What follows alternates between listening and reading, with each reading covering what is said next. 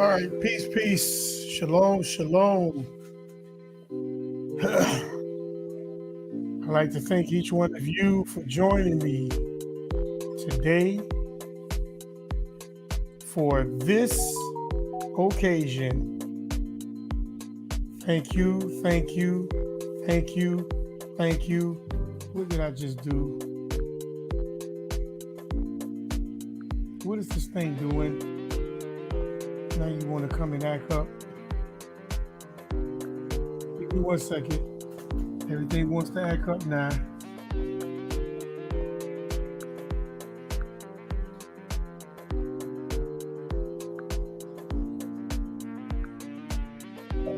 So-called Negro. Okay.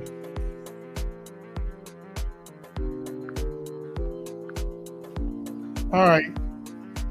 Shalom, shalom. Happy Shabbat to each one of you. Thank you for joining me today. This is Maury Yaakov and ITFDR Network. That's Indigenous Talk for the Righteous Network. We thank you for joining. We thank you for joining. I ask you to come on into the building. Make sure you press that like button. Make sure you press that subscribe button if you haven't subscribed to this channel. We are a new channel. Well, we're not new. We've been around for a year. And, you know, we not trying to make no waves. We just trying to push the truth. And we thank the Creator for you joining us today for this reaction video. So as you coming in, just make sure you press that like button. Thank you for joining us. Thank you for joining us. Thank you for joining us. All praises, Sister Yukana. My co-host, Maisha. Hey, shalom, shalom, Brother Isaiah. Shalom, shalom. Thank you for joining us for this reaction video. So we thank the Creator for giving us this opportunity, for being here. This video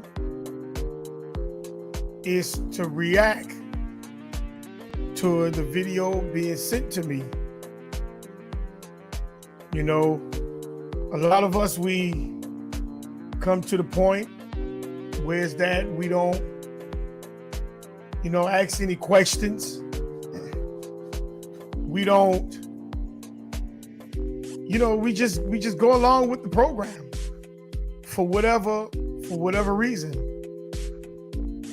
But tonight, this reaction video is going to be a lot to unpack. Now, I don't know if I'm going to unpack everything. I don't know if I'll be able to have the opportunity to unpack everything.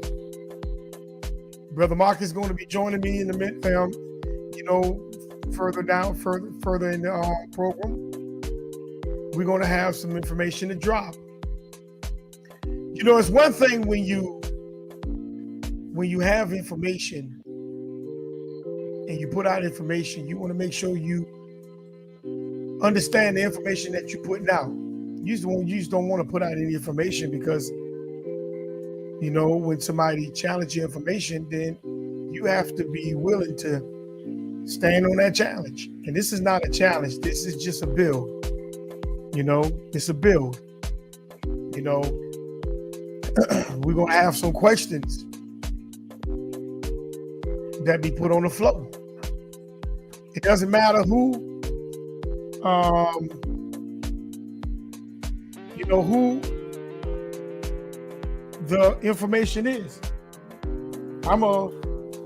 If a video is sent to me, and this is your, what you call a doctrine that you stand on, as a brother, I'm gonna listen to the video. I'm gonna take a peek at it. But when I have a peek, don't expect and don't get upset. You know, on the reaction, because a lot of us, we You know, I'm like I say, I'm gonna put it. We got a lot of information to unpack. So without no further ado, you know, I'm gonna go ahead on and get into it, because we have to really think.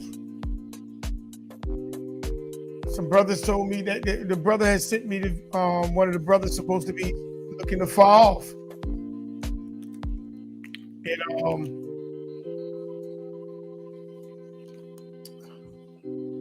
he was looking afar. He said he's gonna be looking afar off, listening. If the brother wanted, if anyone, one of the brothers want to join the platform, they can. I'm not biased. Promise you that I'm not biased. I'm not biased no way in. I'm not biased no way in. But the problem is now, you're gonna have to have some questions. You're gonna have to answer some questions. You know, is Latinos and Native American are Indians? I mean, not Indians, Israelites. Salakia. Are they Israelites? You know, and that's the question.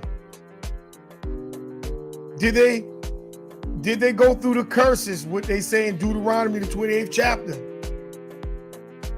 That's another thing that you're going to have to answer, that we're going to answer tonight.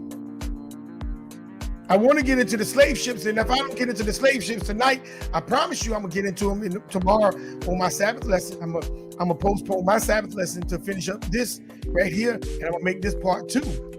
And I'll make this part 1, and tomorrow my Sabbath lesson will be part 2.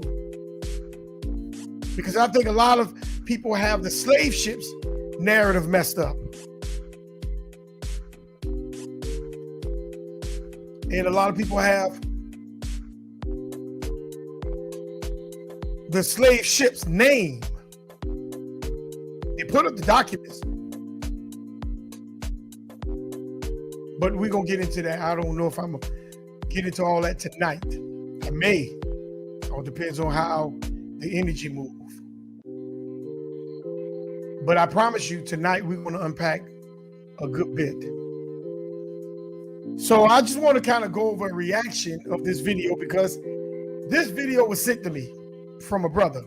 And I believe he sent me this video for me to check it out. And it was to, I guess, help bolster his claim of the narrative of the 70 AD story. That the Native Americans and the Hispanics been here first. And when I spoke with the brother and I talked with the brother about the video, he said there was a very good breakdown. I'm like, okay, we'll check it out. Check out the video. You know, just being a straight up brother, I went and checked the video out. And pretty much most of the video was just what I thought it was, rhetoric. His brother going after Brother Dane Calloway. I mean, you know, he wants to challenge Dane Calloway. This my video, the reaction is not to get in between that, because I don't think Dane Calloway needs my help. He don't need my help. No, he don't need my help. No, not me. Dane Calloway is a whale by himself. Huh? That's a whale.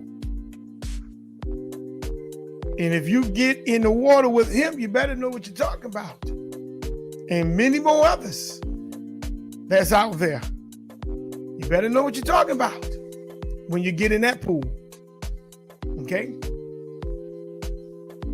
But this reaction is for the brother who sent me the video, because maybe he sent me this video to help bolster his claim about Israel coming from Africa. Israel been on slave ships and coming from Africa and been dumped into America. But pretty much what I was listening to on the video was pretty much a lot of rhetoric. It wasn't nothing new that was put out. I didn't hear, I didn't see. It wasn't nothing for me to eat on. And the first thing that the brother pulled for his point of contention was slave ships. Like I say, I'm gonna get into that tomorrow. I'm more likely gonna try to get into it tonight, but he pulled the slave ships and he showed the drawings in an encyclopedia. You know, the schematic drawings. You know, so I think the brother was trying to push the 70 AD narrative. I believe that's what his narrative was, the 70 AD narrative.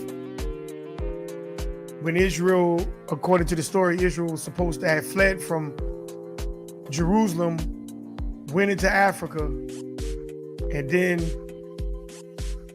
somehow they escaped the Roman charge, military. And from them escaping from the military, they fled into Africa, built up great civilizations in Africa, started swallowing up some of the Africans, and they lived in Africa for 1,500 years before the so-called Romans caught up with them again. They said, oh, there they go right there. There they go, let's go get them. Let's go get them.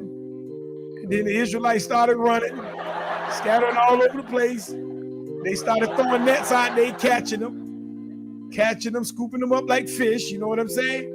Like they went, the so-called white man went fishing. That's their story. That's their narrative, not. He went fishing. Put him on a boat. Set sail to America. And here we go. Right here in America. And we've been here ever since. That's their narrative, fam. I ain't mad with their narrative. I promise you, I'm not mad with their narrative. But that's their narrative. Okay? So,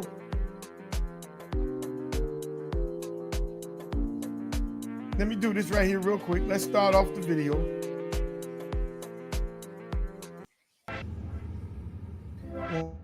I'm going to pause the music real quick. And I want to get into the brother's video. No, I didn't actually play, bro. Okay, here we go. I'm going to get into the brother video. It's fair use. I'm not going to show the video. You're just going to hear the voice of the brother. You're going to hear the voice.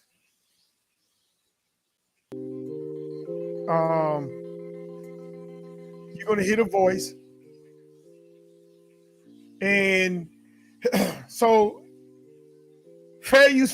So under 1970 Fair Use Act is, you know, I'm not here to use any material against anybody. I'm not trying to make any enemies. I'm not trying to stir up any controversy. This is the bill. And sometimes we have to be, you know, give information that maybe the brother didn't know.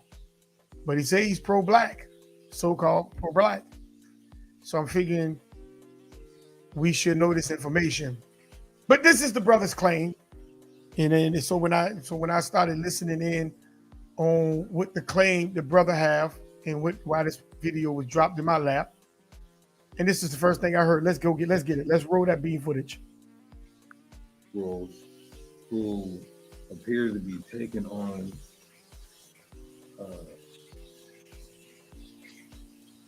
Negro. Give me 1 second. Give me 1 second.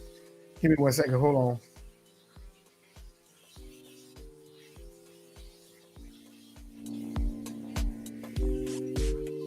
That's too loud. Y'all can hear it. Just give me 1 second, family.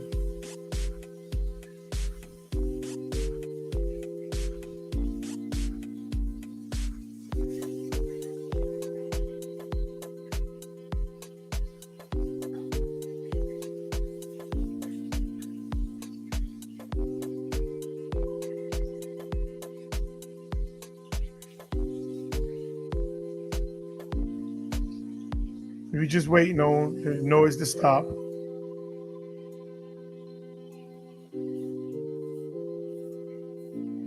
I'm still be able to hear it.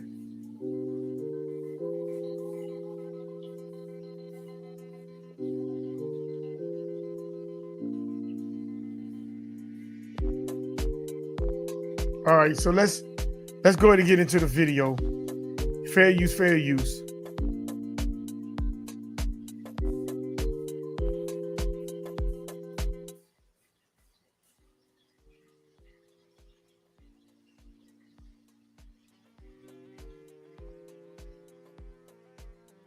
You know me, sir.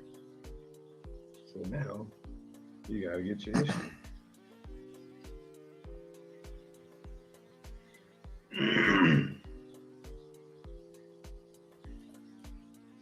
Let's give him 30 seconds. Oh, ban me. Look at you. Oh, that's weird. He did the digital dash. He did the digital dash. He wanted to get banned because he didn't want to come. He didn't want to come on here and test my scholarship.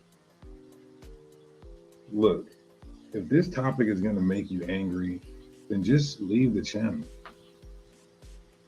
I'm not angry about it, even though I think it's a ridiculous ideology. So if it's going to trigger you and upset you, just leave the channel. Especially if you consider me to be your brother. He said, I want to be African. He must not know who I am. I'm a Hebrew Israelite. Came to the wrong channel, nigga. No Pan-African. Ain't no Kemet. Ain't no Egyptologist. Ain't no Nuwapian or none of that. Anyway. So let me go back to my script here.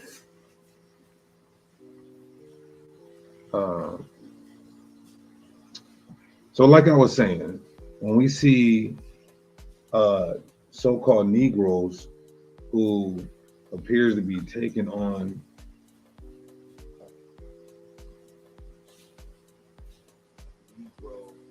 Native American heritage, there's a reason for that. Why we see Negroes taking on or identifying as Native American. There's two reasons, and it's very simple. A very small remnant of us dwelt here with the Native Americans prior to colonization. How, Deacon? Because we're all Israelites, and some of the Southern Kingdom Israelites will be the so-called Negro tribes. They went with the Northern Kingdom when you read Chronicles and Kings. We say that slowly. Some of us of the Negro tribes, the Southern Kingdom of Israel, the Jews of the Bible, we went with the Northern Kingdom. So you will see a very small remnant of what would appear to be Negro featured Native Americans amongst the indigenous Native Americans. The biblical historicity explains that some of the Southern Kingdom went with the North. And just like some of the Southern Kingdom went with the Northern Kingdom went with the South. What does that mean, Deacon, for the first time viewers? That means our indigenous brothers here to the Americas, like the Latinos and Native Americans, some of them came with us 2,000 years ago, 3,000, 2,500, even 3,000 years ago. Some of them came and dwelt among us, which is why you have tribes like the Yoruba or Israelite tribes in West Africa identifying as Gadites or Ephraimites. Those are Northern Kingdom tribes. Now, I want you to pay attention to what he said. He said, let's go back. Let me say that slowly. Some of us of the Negro tribes, the Southern Kingdom of Israel, the Jews of the Bible, we went with the Northern Kingdom. So you will see a very small remnant of what would appear to be Negro featured Native Americans amongst the indigenous Native Americans. Now, look what he said. You're going to have some of the Native Americans have Negro features. Now I want you to pay attention to that. Some of the Native Americans will have Negro features. So if the Native Americans got the Negro features from the Southern Kingdom, then what features did they have before that? I want you to put that on the clothes hanger. Well, I want you to put it in the wash machine and wash it first. Let's listen to him again. So you will see a very small remnant of what appears to be Negro featured Native Americans amongst the indigenous Native Americans. Nah, did you hear that? So you're gonna have the Negro features of the Native Americans among the indigenous Native Americans. Now I want you to unpack that, because I want to play that one more time.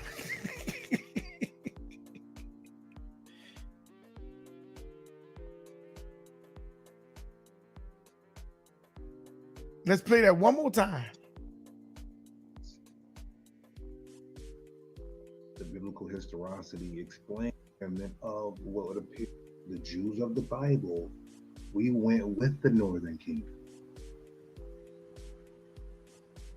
So you will see a very small remnant of what would appear to be Negro featured Native Americans amongst the indigenous Native Americans. Now, family, he's talking on both sides. Okay? Indigenous Native Americans and the Native Americans. Okay? Watch this. Let's keep going. The biblical historicity explains that some of the Southern Kingdom went with the North. And just like the North, some of the Northern Kingdom went with the South. What does that mean, Deacon, for the first time viewers? That means our indigenous brothers here to the Americas, like the Latinos and Native Americans. Now he said the Latinos and Native Americans. Notice he didn't say indigenous Native Americans, because he said you're going to have Negro features among the Native Americans and the indigenous Native Americans just a few minutes ago. And now he's saying that the Native Americans and the Latinos are indigenous to this land. This is his claim. Let's play it one more time. Some with the South. What does that mean, Deacon, for the first time viewers? That means our indigenous brothers here to the Americas, like the Latinos and Native Americans. Some of them came with us 2,000 years ago, 3,000, 2,500, even 3,000 years ago. Some of them came and dwelt among us, which is why you have tribes like the Yoruba or Israelite tribes in West Africa identifying as Gadites or Ephraimites. Now we're going to talk about that Yoruba tribe that he's talking about in West Africa. We're going to talk about that we're going to talk about that in later on. He's saying they identifying as the Gadites and the Reubenites. Now I want you to pay attention to that. Over in West Africa, he's saying. So Israel is in West Africa. Reuben and Gad. They identify. Notice he said they are identified as. But that don't mean that's what they are. Okay? Let's start off with one of these bean footages right here. Let me do it like this. Let me share my screen. He said those people they got Negro features. So that means the people that he's talking about were not Negroes. So if they were not Negroes, family, then what was them?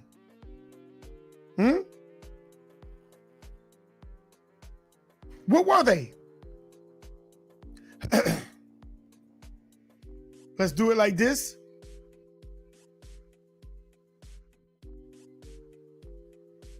Put up the copyright disclaimer. Fair use under the Section 107 of the Copyright Act of 1976. Allowance is made for fair use for the purpose such as criticism, teaching, and everything else. You know what I'm saying?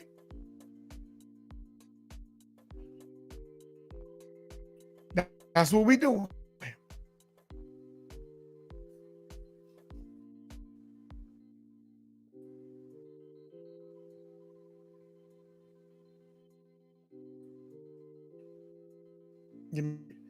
This thing want to start having a mind of his own. You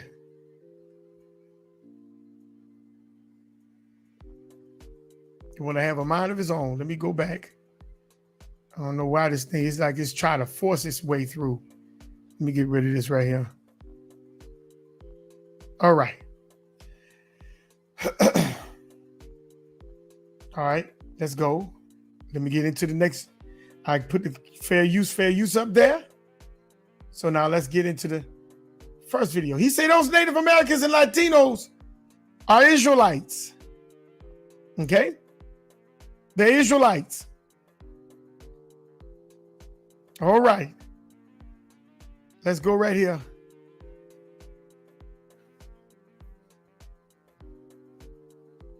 It's fair use, fair use. Hold on, I don't want this. What is this thing doing? Give me 1 second, family, because this thing acting up.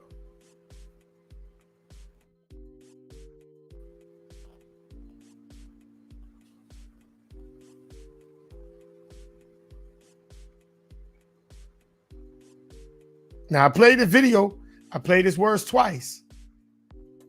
Because if the Southern Kingdom gave the Northern Kingdom Negro features, then what was the Northern Kingdom features? What was their features? What were their features? Let's go. I already posted the Fair Use Act. I don't know why this thing. Okay, here we go. Let me just do it like this.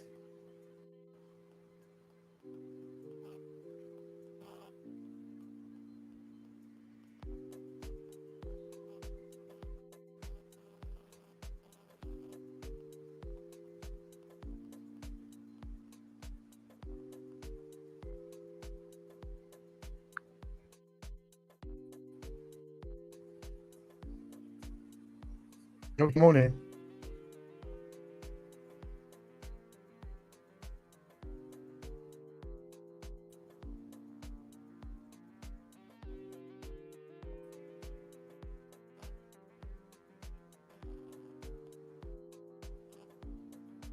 What is going on with this thing?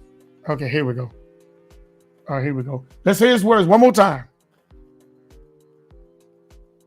Some of them, us, 2,000 years ago, 3,000, 2,500, even 3,000 years ago, some of them came and dwelt among us, which is why you have tribes like the Yoruba or Israelite tribes in West Africa identifying as Gadites or Ephraimites. Those are Northern Kingdom tribes. This is all so simple. But we went with the South. What does that mean, Deacon, for the first-time viewers? That means our indigenous brothers here to the Americas, like the Latinos and Native Americans, some of them came with us. He called the Latinos and Native Americans indigenous. Okay, family, let's get it. Let me come out of this right here real quick.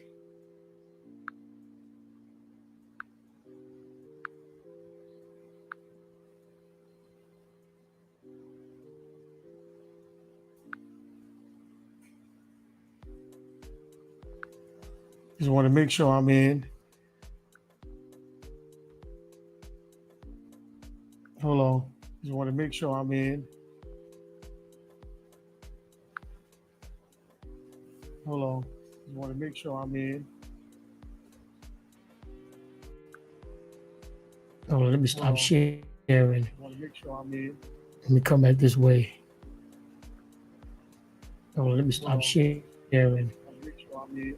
Let me come back this way. Oh, let me stop sharing. Let me come back this way. Oh, let me stop sharing. Let me come back. All right.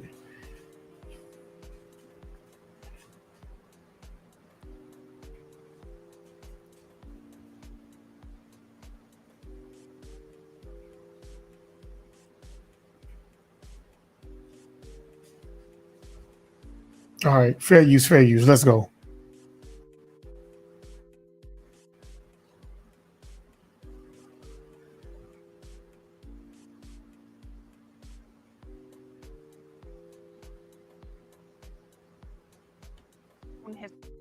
Hispanic community.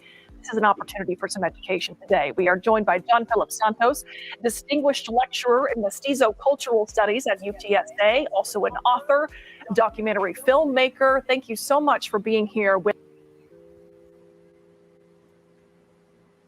us. It's always a pleasure Thank you for this invitation, Steve. Well, we're glad to have you. So let's start with Mestizo culture. What is that? Explain that to us. Well, the mestizo is the term that is used for all the people in out of the mingling of indigenous, Spanish, and Asian, all who mingled in Mexico and became a new kind of humanity. So, what did you hear? What he say? Did you hear what he say?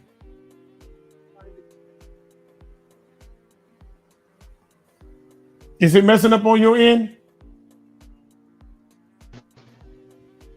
No, I hear it good. Okay. So let's play that again. He said that Hispanic community. These people This is an are opportunity indigenous. for some education today. We are joined by John Philip Santos, distinguished lecturer in Mestizo Cultural Studies at UTSA, also an author, documentary filmmaker. Thank you so much for being here with us. It's always a pleasure Thank you for this invitation, Steve. Well, we're glad to have you. So let's start with Mestizo culture. What is that? Explain that to us. Well, the mestizo is used for all those people in Mexico who came out of the mingling of indigenous and Spanish and Asian and African origin in Mexico and became a new kind of humanity. So how can you be indigenous when you are a new kind of humanity, according to this professor? How can you be indigenous when you are mixed with European, African? Let's hear this brother again. Mestizo culture. What is that? Explain that to us. Well, the mestizo is the term that is used for all those people in Mexico who came out of the mingling of indigenous and Spanish. He's saying indigenous, Spanish, and Asian, and African origin.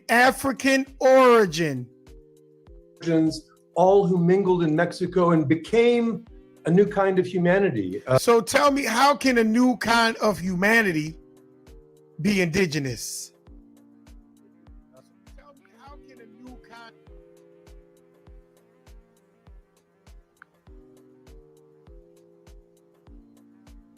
How can a new kind of humanity be indigenous?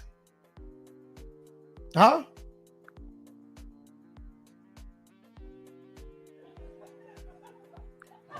How can a new kind of humanity be indigenous?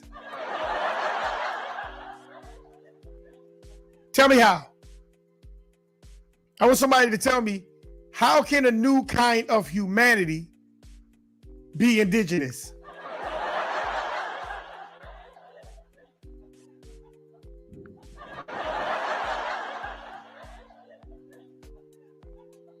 You heard it from the man's mouth. Let's hear him again. Well, we're glad to have you. So let's start with mestizo culture.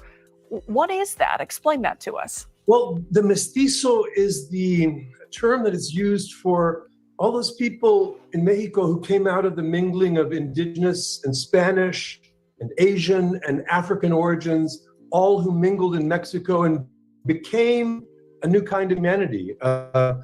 How can you be a new? The Creator didn't create you. Huh?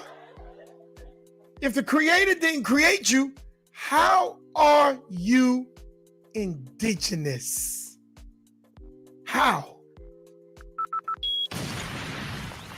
Tell me how you indigenous if the Creator didn't create you from the beginning. You're talking about mixing. A mixed culture.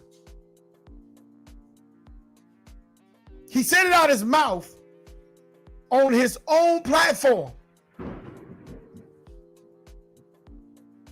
He said it out his mouth on his own platform.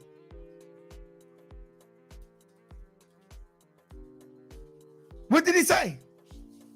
He called the Mexicans and the Latinos indigenous. And he said that some of the Southern Kingdom mingle with them to give them Negro features. Huh?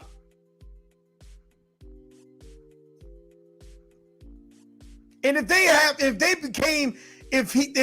gave them Negro features, family, then tell me what features they had before they got the Negro features. Tell me what features they had.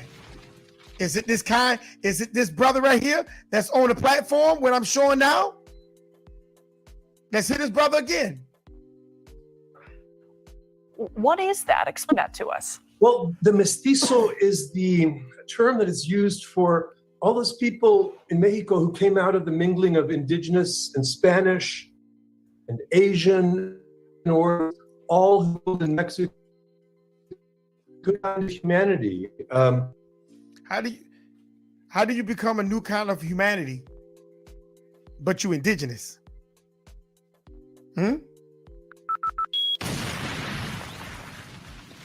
Tell me how. That's his own mouth. Now debate him and tell him he's indigenous. Debate him and tell him he's indigenous.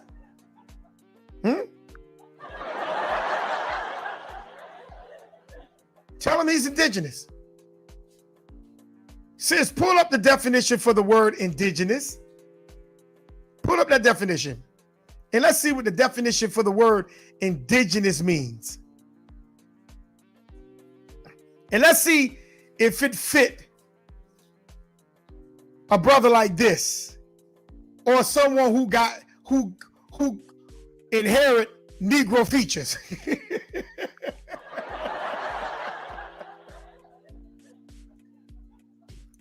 Let's see if indigenous means inheriting Negro features.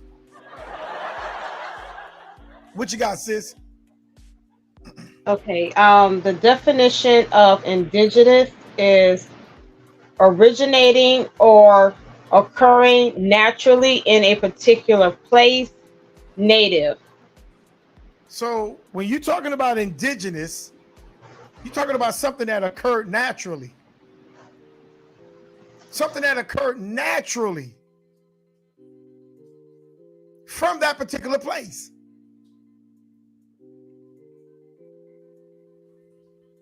So you're telling me now, what you're saying is the Latinos and the Mexicans naturally came from this soil.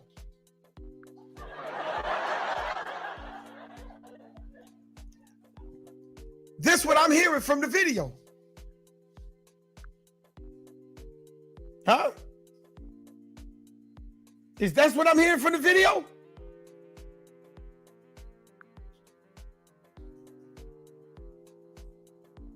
Because if you telling me that Native Americans and Latinos, I don't care nothing about no Aruba.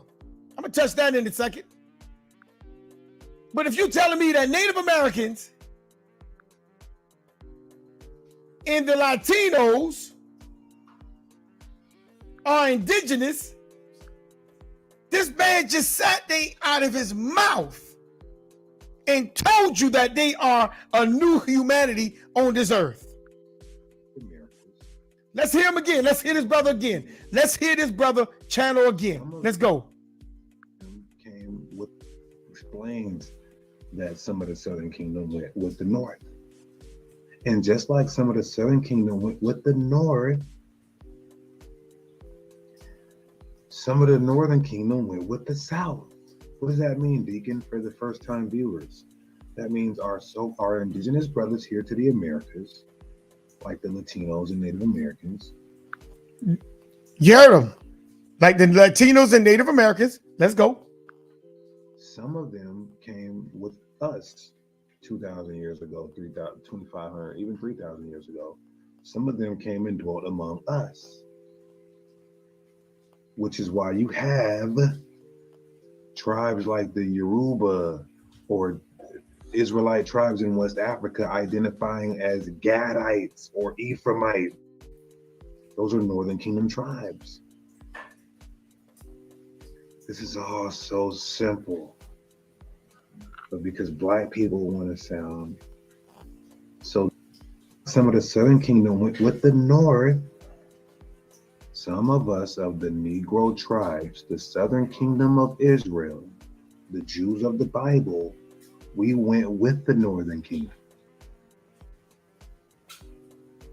So you will see a very small remnant of what appears to be Negro featured Native Americans amongst the indigenous Native Americans.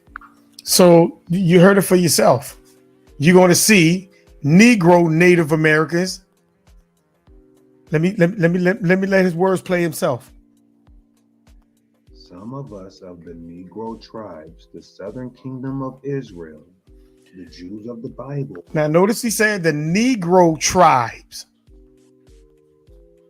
The Negro tribes. Let's go. We went with the Northern Kingdom. So what was the Northern Kingdom? Was it these people? Was it these people?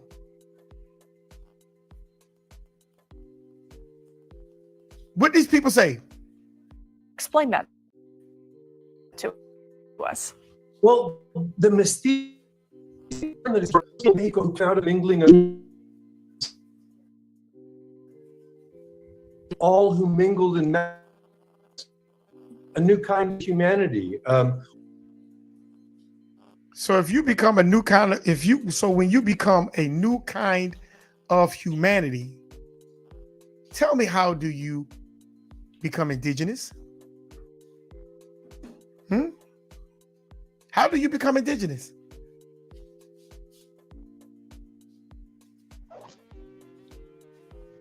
I don't care if you talk about 2,000 and 3,000 and 18,000 and million billion years ago. You say they're indigenous, family. You about to say something, sis? Yes, I was gonna say, so I pulled the scripture from Leviticus 19 and 19, Go ahead. and it says, "Ye shall keep my statutes. Thou shalt not let thy cattle gender with a diverse kind. Thou shalt not sow thy field with mingled seed, neither shall a garment mingle of linen and woolen come upon thee." So if the Creator is saying that you're not supposed to mix any kind of seeds, any kind of diverse kind, then how can this be a new type of, a new type of breed or new type of indigenous, whatever he's saying. You can't get indigenous with something mixed. That's why he said the native tribe, and then he turned right back around out of his mouth and say the indigenous tribe. Let's hear his own words again.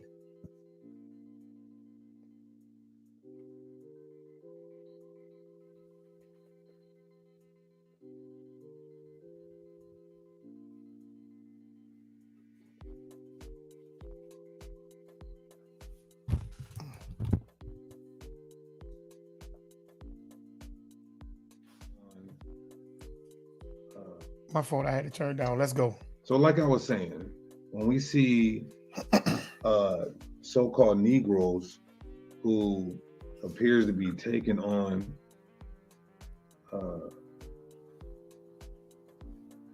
Native American heritage, there's a reason for that. While we see Negroes taking on or identifying as Native American, there's two reasons, and it's very simple. A very small remnant of us dwelt here with the Native Americans prior to colonization. How, Deacon? Because we're all Israelites, and some of the Southern Kingdom Israelites will be the so-called Negro tribes.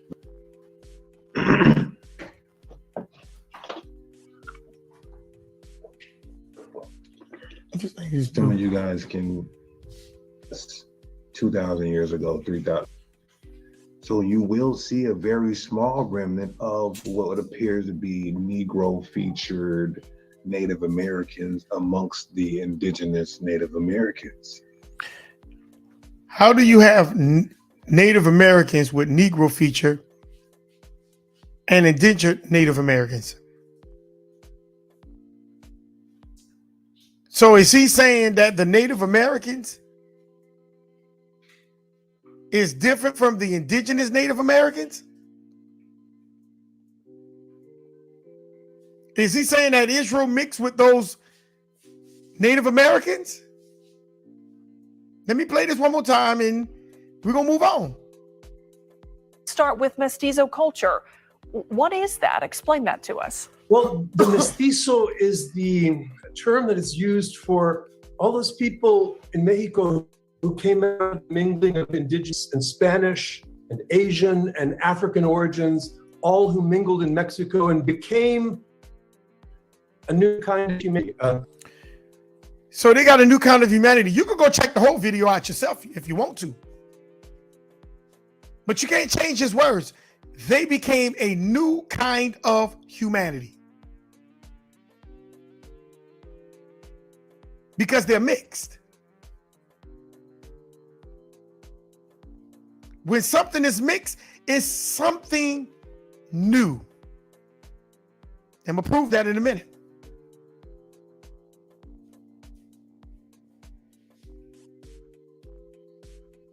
Let's go. Let's go to the next one. Yeah, I don't know. I know a lot of people don't like this. A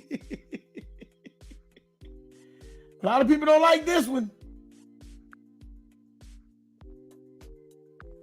They don't like this one. They don't like this one.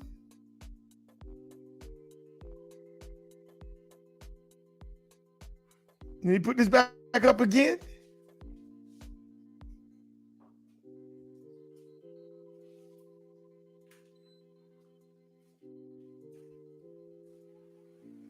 They don't like this one.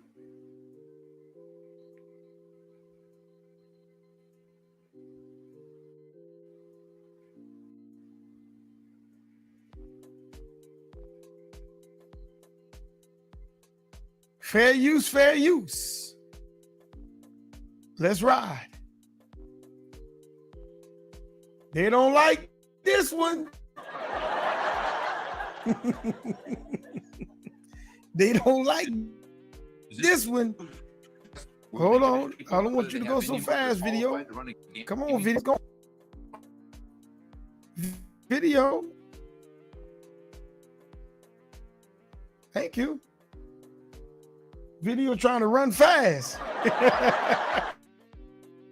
They want you to hear the information, man. They ready to get this information out. I'm still running. Yeah, boy. Yeah. What's the world going on? Some of the What's going on here?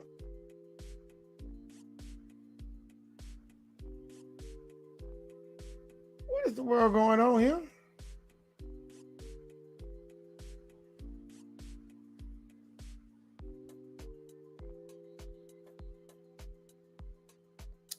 And you talk.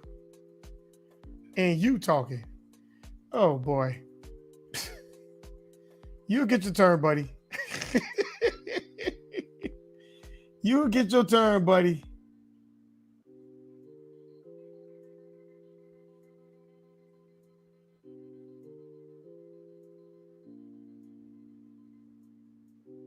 Come on out of there.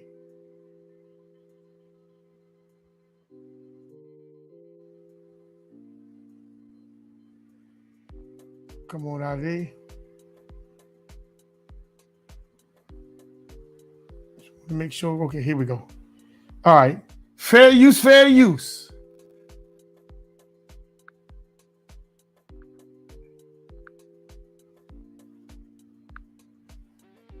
How can you be indigenous if you're mixed? How? He said they attracted Negro features from the north, from the southern kingdom. How? He said they attracted Negro features from the north. They attracted Negro features from the northern kingdom. Southern kingdom. So if they did, if the southern kingdom was Negroes, according to him, then what was the northern kingdom? What you think it was, sis? Do that make sense to you, sis?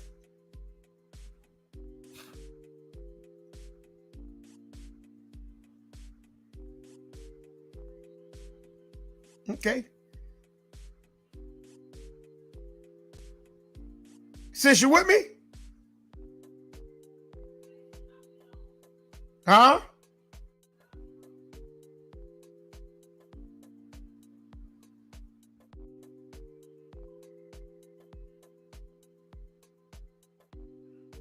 Okay, well, let's keep rolling till you come on back in.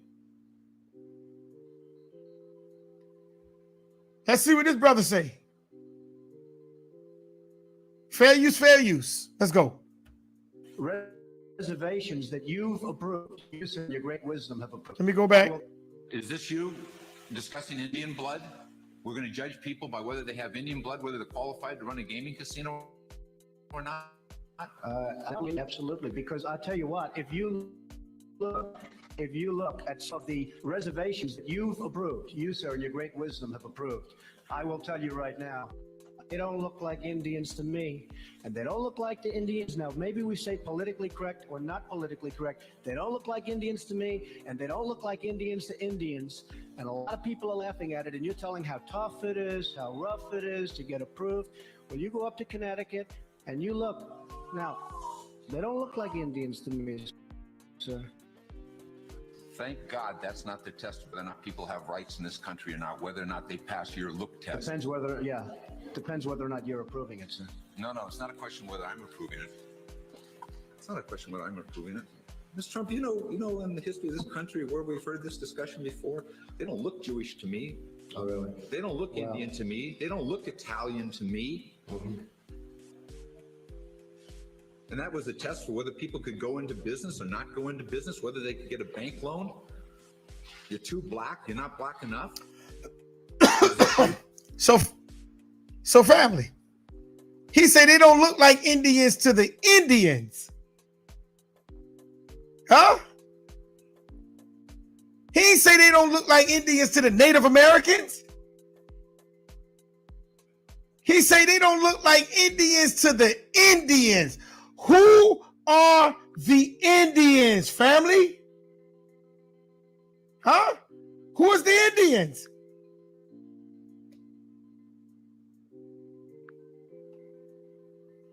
Who are the Indians? He ain't say nothing about the Native Americans.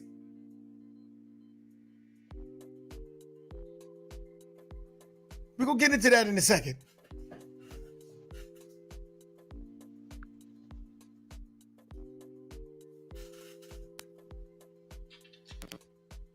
He probably wants you to think that they're both the same, and they're not. They're not the same. That's right. They are not the same.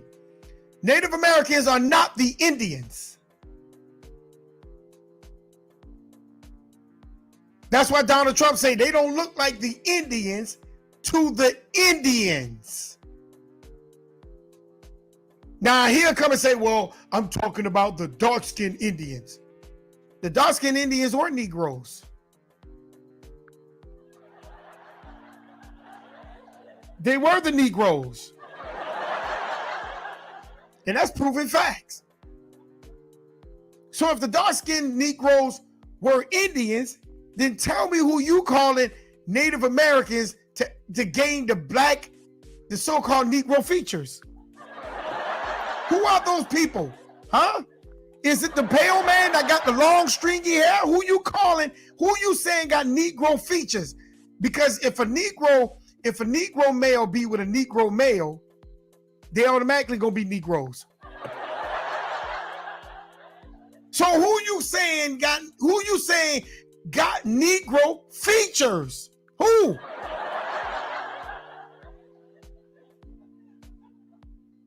You only can be talking about someone that is not a Negro.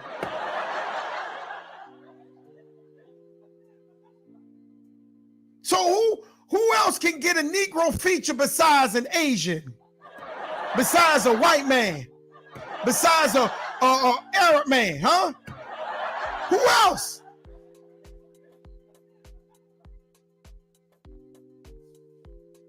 Because a Negro gonna automatically be a Negro. That's why I say this is not making no sense to me.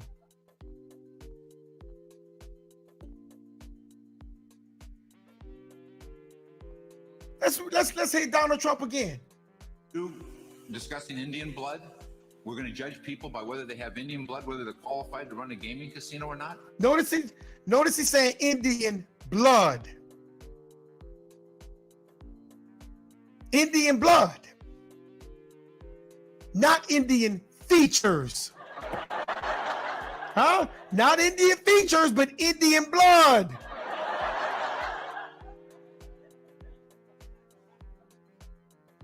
See, we come with some dumb stuff. That's him out. That probably is me, absolutely, because I tell you what, look. And don't get it twisted. Donald Trump wanted that casino. He wanted that casino. He wanted that money. Let's go. And your great wisdom have approved. They don't look like Indians to me, and they don't look like the Indians. Now, maybe we say politically correct or not politically correct. They don't look like Indians to me, and they don't look like Indians to Indians. And a lot of people are laughing at it, and you're telling how tough it is, how rough it is. So tell me, what do the Indians look like? Let me see.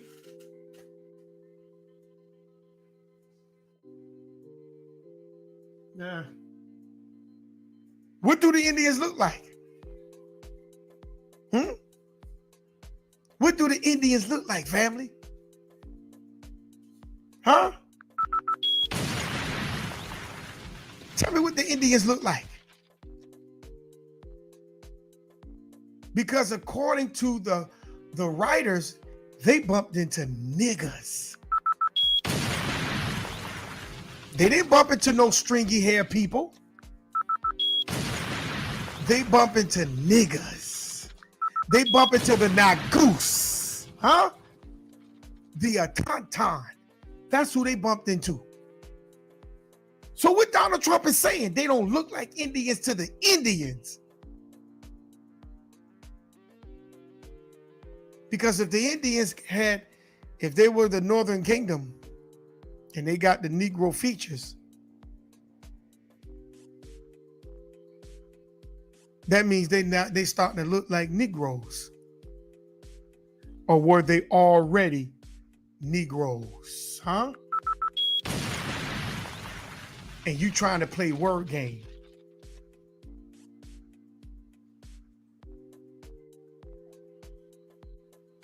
Indians now, maybe we say politically correct or not like this, and then it's Indian people laughing at it, and you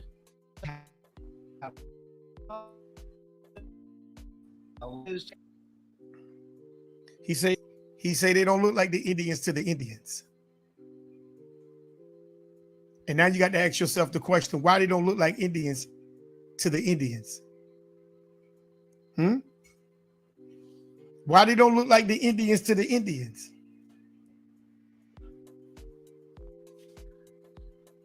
Is it because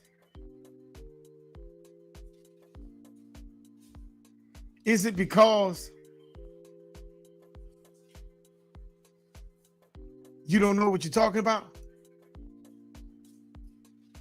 Mestizos are a mixed people. How can they be indigenous? Huh? How can they be indigenous to a place that they did not come from originally? See, you're trying to play it safe.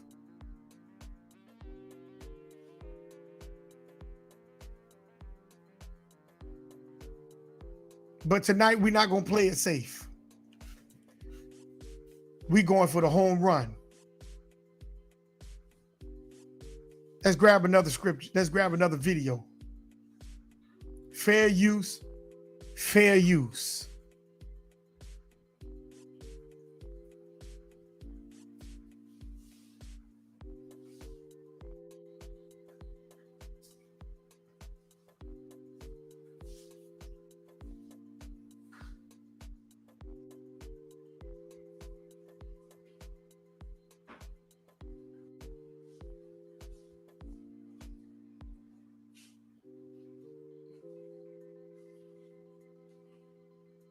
The only Indians native in America have copper tone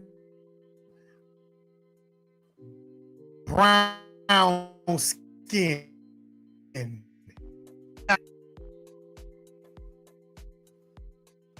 Here's the thing.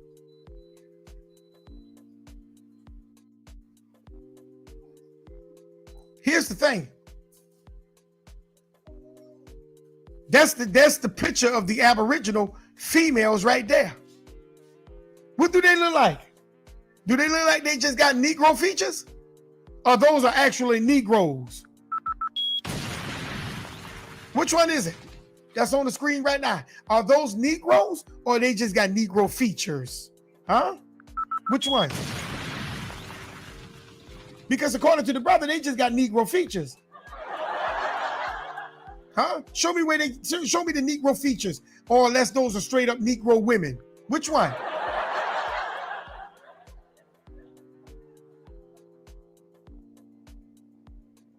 Huh? What are them? Are those Negro women? Are those just women that got Negro features? Which one? Which one is it? So these women somehow got the Negro features on them. You know, the Negro feature.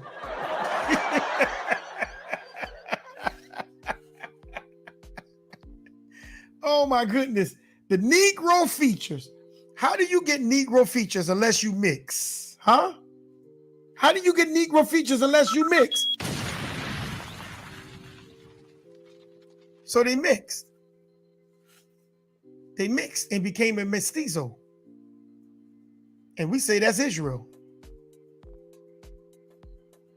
Because the southern Negroes mixed with the un-Negroes, according to this brother. The Negroes mix with the un-Negroes and produce a mestizo.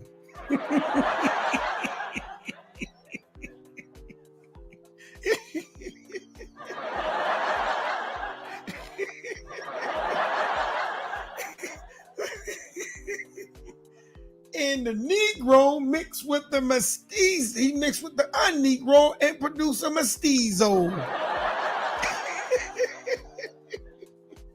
Oh boy. Boy, people are funny.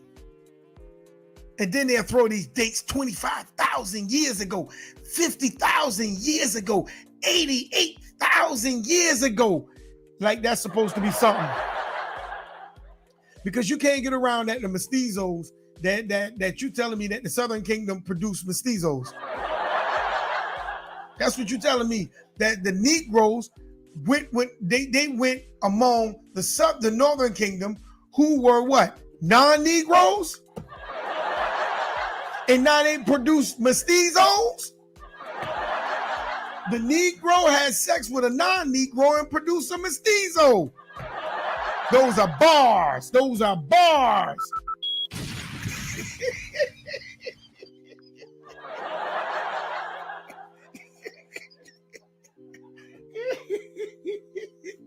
Ooh, those are bars. That's a bar. The Negro produced with the non-Negro and produced a mestizo. Boy, this dude right here funny on this video, man. This dude funny, man. This dude funny. Let's go ahead and get into this video. Fair use, fair use. Now, I advise you, subscribe to this brother's channel. Subscribe to his channel. Subscribe to this brother's channel. This brother, he put out some real information. Because see, when they came here, they saw Negroes. They didn't see no mestizos. They saw Negroes, not no mestizos. These jokers, when they got here, they produced mestizos with our women. Huh? We're going to get into it. Fair use, fair use. Let's go. Experience. Thank you. And of course, you know there's native peoples here, the Narragansett, the Wampanoags, the Nipmucs, the Niantics, the Piqua, all the other native tribes. We know their stories. Of course, we that when the English settlers, and there was a vicious, nasty war and more epidemics. 1992 that said that living in Worcester County now, around 1,000. Time out. Hey, family. Please turn your mobile devices to landscape mode. Sorry for about the that. best Salakia. viewing I had it turned down. experience. Let's start Thank over. you. Subscribe to this Hey, brother's family. channel. Please turn your mobile devices to landscape mode for the best viewing experience. Thank you. And of course, we know the story of the native peoples here, the Narragansett, the Wampanoags, the Nipmucs, the Niantics, the Piquas, and all the other native tribes. We know their story, don't we? Of course we do, because the history books tell us that when the English settlers came here, they brought with them epidemics, and there was a vicious, nasty war and more epidemics, and wiped clean the landscape of the native peoples here. That's what the history books say. Matter of fact, in 1822, the Secretary of War received a report on Indian affairs that stated that the Indian communities in New England were just a few feeble remnants teetering on the brink of extinction. That's what the history books tell us. Well, my friends, I'm going to suggest to you that the history books are wrong. They don't tell us the story of the native peoples here. And it's a much larger story and one we need to know about. And I want you to focus on one concept. He who writes the history controls the history. You're probably wondering why two rangers in national park service are sitting in the middle of the woods with books. We have to remember, we're readers of history. We're looking for new ideas, new concepts, new ways of understanding. And sometimes sitting out here with Mother Nature. Notice they got books. They got books. They sitting out in nature. Something that a lot of you don't do. You don't read. because a lot of you think that the information is fake. And you don't go and get in touch with nature as well. But watch what this brother pull. Watch what he pull and produce and put right before your eyes. Check it out and listen real careful. Let's go. To come to those revelations. Now, I'm with my good friend and ranger colleague, Dan Mahart. Dan has been doing some research here on the communities in the Blackstone Valley and how they treated or listed the natives, the Native Americans here. Dan, what have you come up with? Now, notice he said the Blackstone Valley. Those are Negroes, not mestizos. Those are Negroes, not mestizos. Let's go. Well, I got out of our park library 3 county histories, or 3 local histories. This is the history of Worcester County, written in 1879. This is history of Grafton, also written in the 19th century. And this is a 20th century history, the history of Upton. And so I just looked in there for your check. I looked up Nipmuc people and wanted to see what they said. So this is Frederick Pierce's book from 1879, A History of Grafton. And in here he says that the Nipmuc people over the last 2 centuries have vanished. So totally disappeared, according to Frederick Pierce. But I was looking at a census that was done in 1992 that said... Hold on. He said they disappeared and now they are looking at the census. That means they got records, family. They got records. They going on something that you can't deny. Let's go. Living in Worcester County, I checked up Nipmuc people and wanted to see what they said. So this is Frederick Pierce's book from 1879, A History of Grafton. And in here he says that the Nipmuc people over the last 2 centuries have vanished. So totally disappeared, according to Frederick Pierce. But I was looking at a census that was done in 1992 that said that living in Worcester County now, there are 1,400 Nipmuc people. So I was a little surprised. Why does it say they vanished here? And yet nowadays we have 1,400. That's even more amazing. So that means they vanished and came back. But did they? Did they vanish? Let's go. You consider the town of Grafton has the Nipmuc Reservation that has been listed, right? And that is a centerpiece of Nipmuc culture. It has been for decades, centuries, right? So why would they say that those people no longer existed? Well, that's a tough question because, like you said, Frederick Pierce obviously knew his neighbors and he knew the people living at the reservation there. And why he decided to not call them Nipmuc people is really interesting. I think it has something to do with Frederick Pierce and other people's attitude at that time, the 19th century, their attitude about what an Indian was.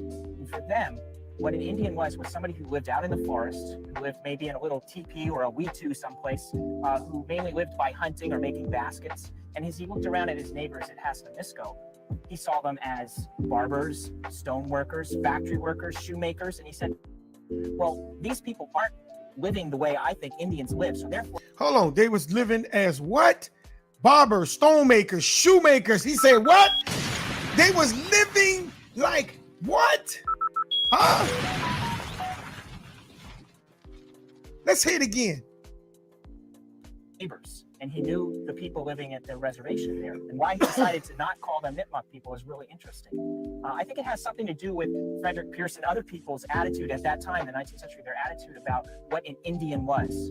And for them, what an Indian was somebody who lived out in the forest, who lived maybe in a little teepee or a wetu someplace, who mainly lived by hunting or making baskets.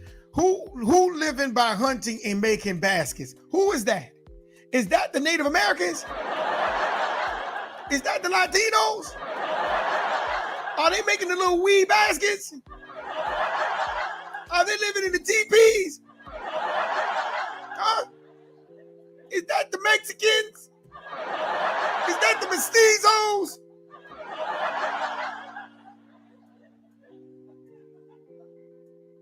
Huh? Is that who the brother was trying to talk about? Is that the indigenous people? Are those the ones that came here and supposed to have built America? But when you look at them today, they coming to America and living among the Negro. They stealing your identity.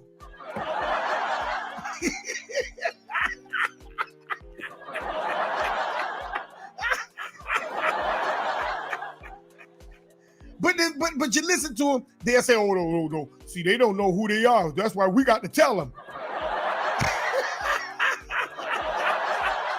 So them people supposed to be indigenous, but don't know who they are. But now you got to tell them. But remember, you said in your own words that a small group of Negroes came and mixed among the nation, right? They mixed among the Northern Kingdom. So you don't think the Northern Kingdom know who they are? They run across the border, huh? They running to the border, bro. They running to the border. They trying to get the hell out of Mexico. But I thought they indigenous to Mexico. I thought they indigenous to South America. Why they running to America, brother? Huh? Why they running to America? Please tell me why they running to America. Is America really the place where, is America really the homeland of the Braves? It's all, and everybody else came from out of caves.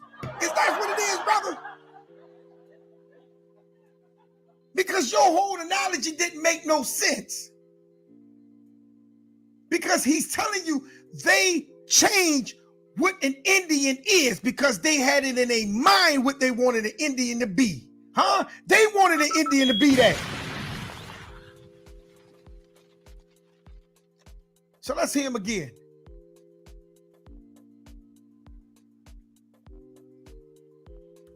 Right.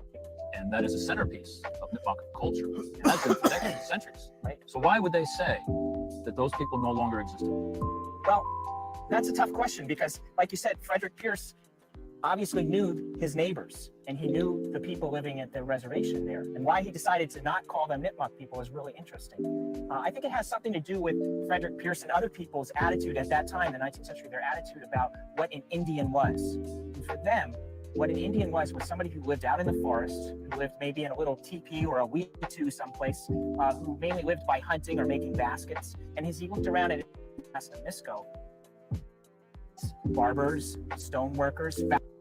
He saw them as barbers, stone workers. Let's go.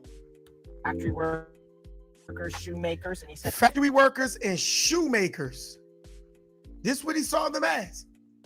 They weren't living in teepees and out in the wilderness, running around half naked,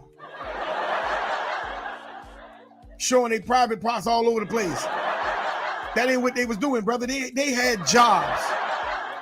They had buildings. They had families that they were living in. They weren't living in no dirt. They weren't living in dirt on top of dirt. They were living in buildings, brother. They were living in buildings. And if the Native Americans were supposed to be the ones that built and the Latinos, they get money more than the Negro. Why they haven't built up their kingdom yet? They die poor.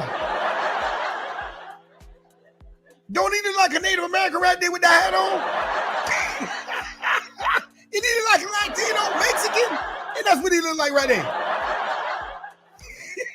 And maybe he part of the 10 tribes. And he became a park ranger.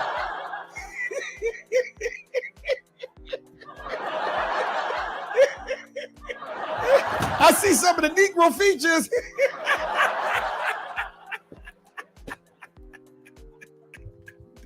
I see some of the Negro features.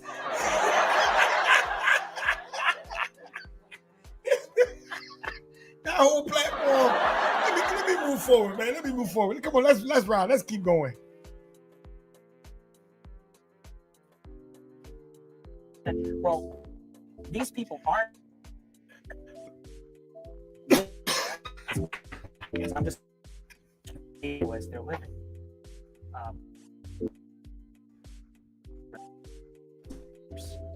That would go against our romanticized view of the Indian. Right, they're not living in the forest, so therefore they're not Indian according to these folks.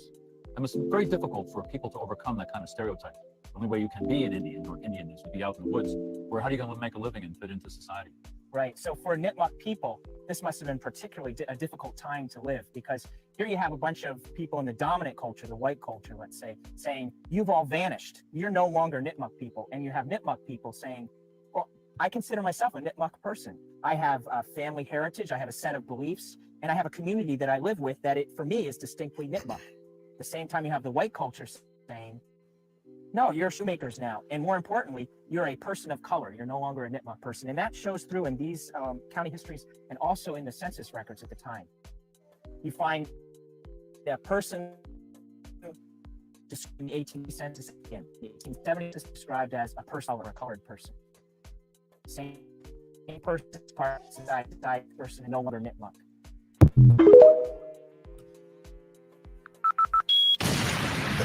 Now look what he just said.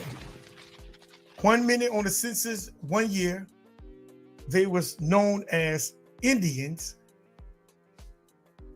In the next point, on the next census, they was known as a person of color. Same person. Which goes to Walter Plecker, who changed the birth certificate in the 1924 from you being identified as an Indian to a person of color. And he wasn't talking about no mestizo. He wasn't talking about no mestizos. He wasn't even talking about no doggone Native Americans. He was talking about the Negro, not a mestizo.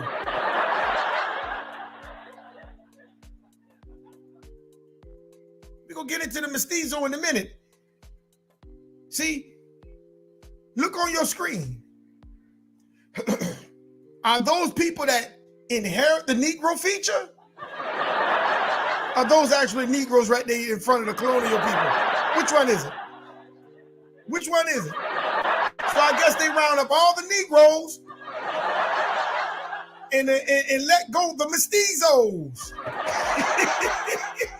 Where's the mestizos in these pictures? Can anybody show me pictures with mestizos in it? Huh? Because every time I look at pictures with the North American Aboriginal Tauntaun, which is a Negro, I don't see no mestizo. I don't see no Asian. And I don't see no Native American. I only see Negroes.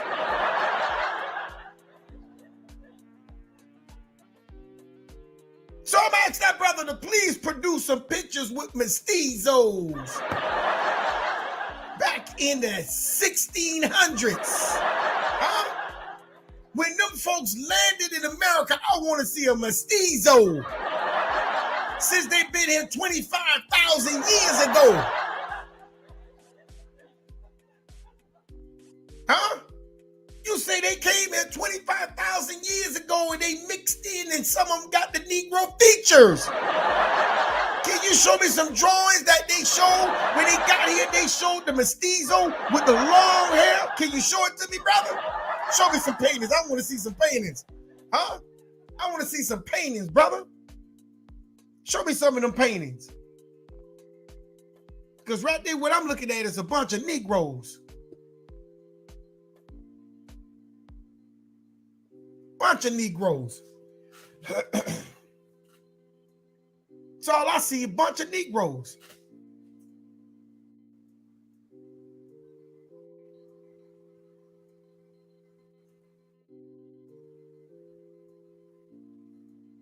So all I see is a bunch of Negroes.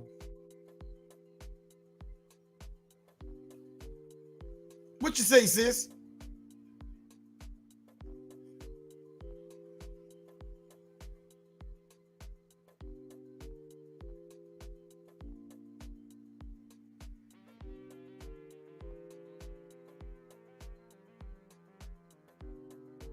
Let's get into this brother right here. Fair use, fair use. Let's get into this right here. Let's get into this brother here. This big brother. He's in Northern Kingdom. Northern Kingdom. But see, the thing is, you done heard the professor say they are a new human humanity. So they are a new, how in the world they are Israel? So now some of Israel is a new humanity. Huh? Some of Israel, so the northern kingdom is a new humanity. Look at his long hair going down to the ground. Huh? Look, he got Negro features too. Look, he kind of dark skinned, so I guess he is Israel. He is the northern kingdom. Oh my goodness. Look at the lips. He might got some glue in his lips.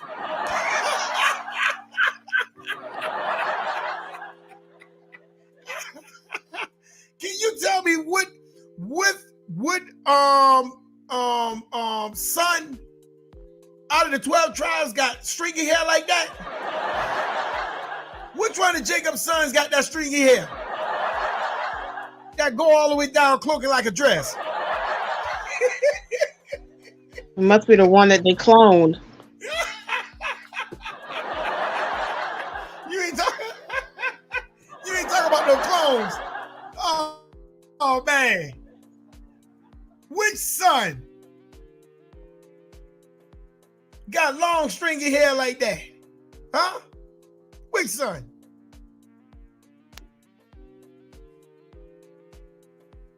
This man say they got Negro features. I can't even get into the other part of the video, man. This man talking about they got Negro features. Where they get the pale skin from? Huh? Can you tell me where they get the pale skin from? There are different shades of people on the earth. So that means Jacob had 12 flavors.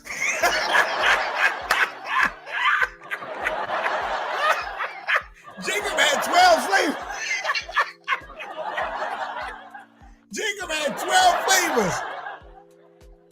Pick a variety, pick one. Huh?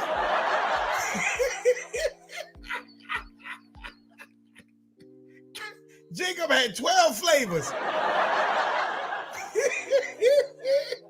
Boy, they funny, man. Oh, they doctrine is funny, man. They doctrine is funny, man. They doctrine is funny.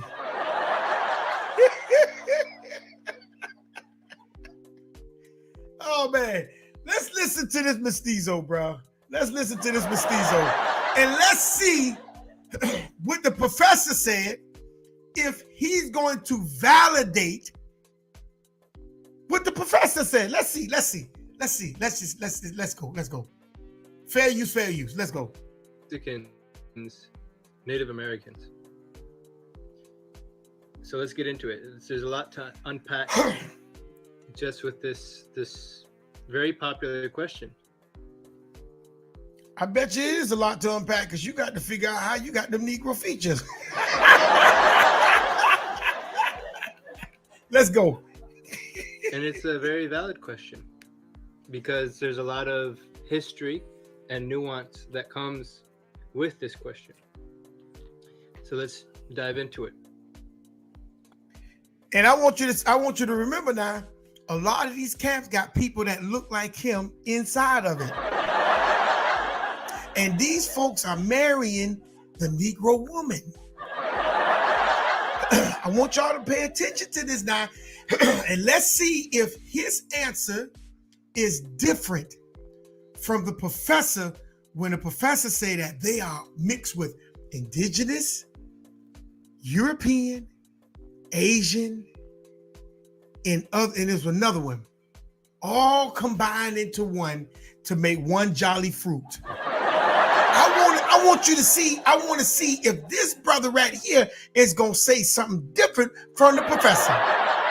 Let's go. Shh. Everybody be quiet. Are Mexican Native Americans? I would say that not all Mexicans are Native Americans, but the vast majority are in fact Native American people. okay, how can the vast majority be Native American, but not all be Native American? Sis, can you tell me, did that make sense? Let me repeat it. Let me rewind Nope, it, because maybe not I at missed all. something.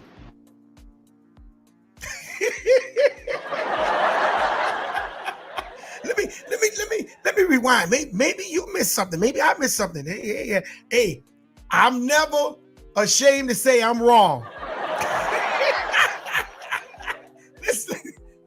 Let's rewind this thing. Okay, shh. We at the 18th hole.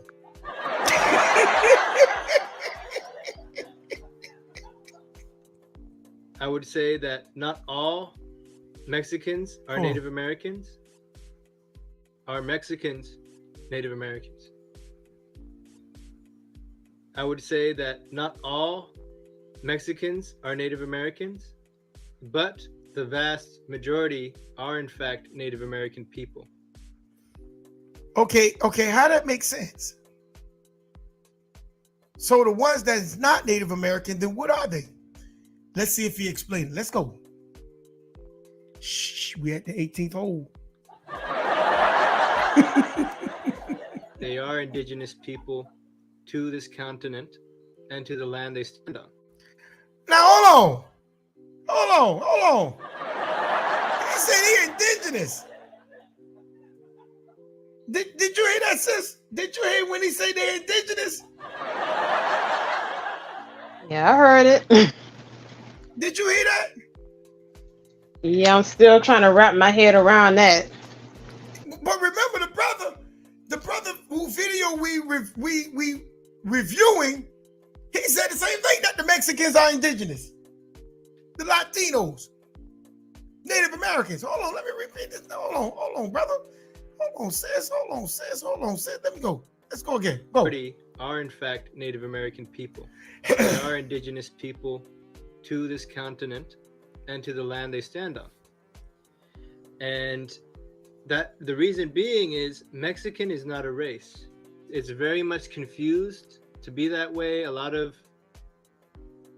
quote unquote Mexican people will use it as being a race.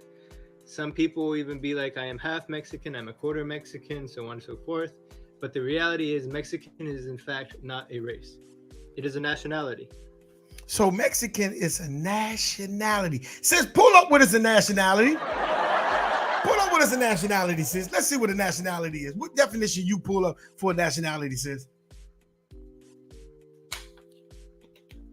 Because the brother from the brother video we having a reaction to, he said Mexicans are the Latinos and Native Americans are the 10 tribes of Israel. So let's see what a nationality is. What you got, sis?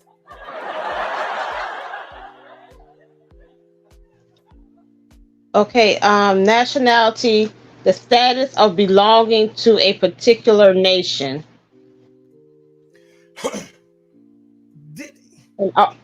Did he not just say that they're not he said they're not a race, but they are a nation.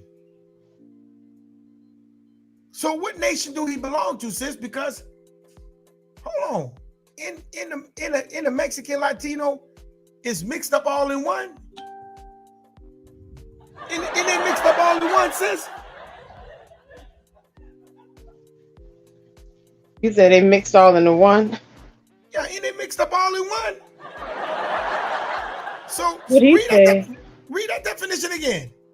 I got another one too. Okay, so what you got? nationality, the status of belonging to a particular nation, whether by birth or naturalization, the nationality of an immigrant, the relationship of property holdings. So you could be, so he's saying they are a nationality because read that second part, not the second part, read that the first part again. Belonging to what it says? Oh, the status of belonging to a particular nation, whether by birth or naturalization. Okay, rather by birth or naturalization. Okay, so what is naturalization?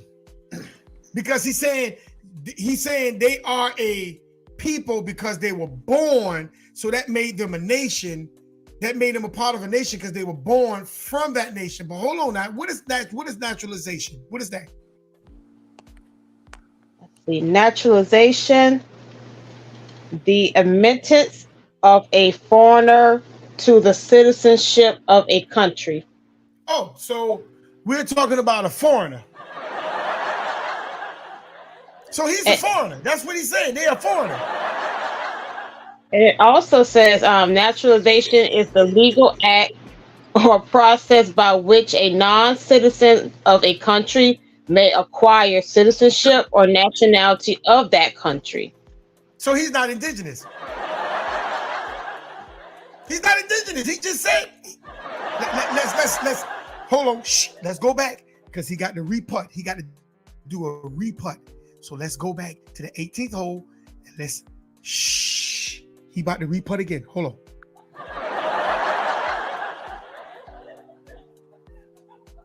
Okay.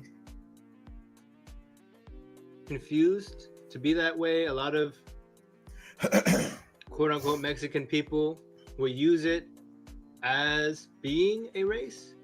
Some people will even be like, I am half Mexican, I'm a quarter Mexican, and so on and so forth. But the reality is Mexican is in fact not a race. It is a nationality. And a nationality is basically, where you're born and what country you belong to. So anyone of any race can be a Mexican. You can be. Oh. He say anybody of any race can be a Mexican. Okay, so let's see who else can be a Mexican. Let's go. Anyone of any race can be a Mexican. You can be Chinese, born in Mexico, have a citizenship, and therefore you would be valid as Mexican. Same thing with any other race. If you're black, white, Middle Eastern, so on and so forth. At Mint Mobile, I think he went in for a break. So I think he went to look for a new putter. So let's give him an opportunity to come out to, because I think it's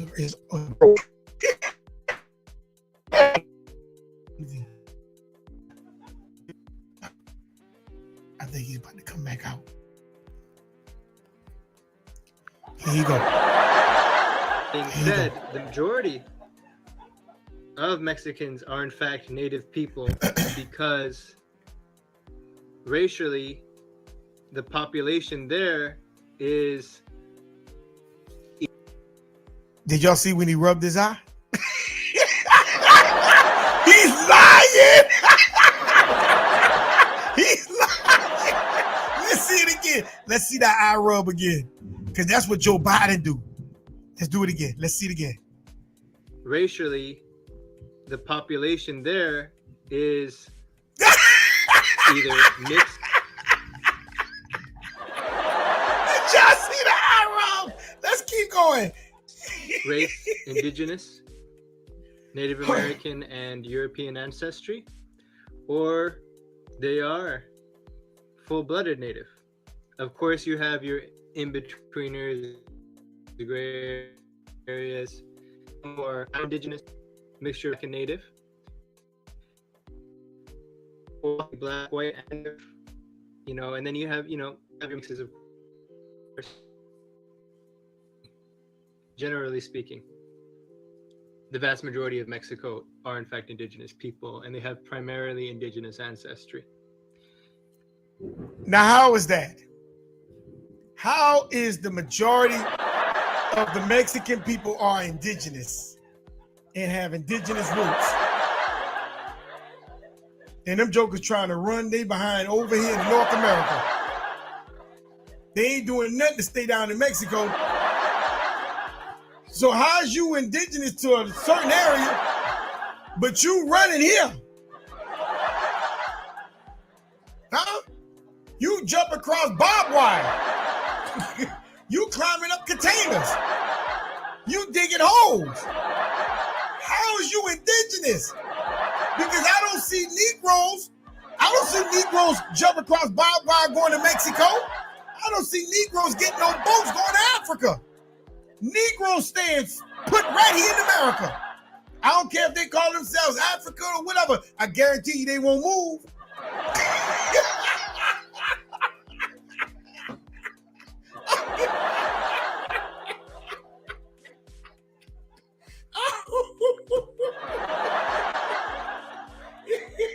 These people is funny, man. They are funny. Let's say that again. Shh. He about to re-putt. Let's do it again. Let's go. You know, and then you have your mixes, of course. But generally speaking, the vast majority of Mexico are in fact indigenous people, and they have primarily indigenous ancestry. That is a fact. That is a fact. You can research this, you can Google this, you can see the statistics and data yourself if you're into that. But me as an indigenous person, I know the data is there, I've seen it, I believe it. But you can also just see it by getting and familiarizing yourself with indigenous phenotypes, which are the facial features of indigenous people. You can they go to Negro features.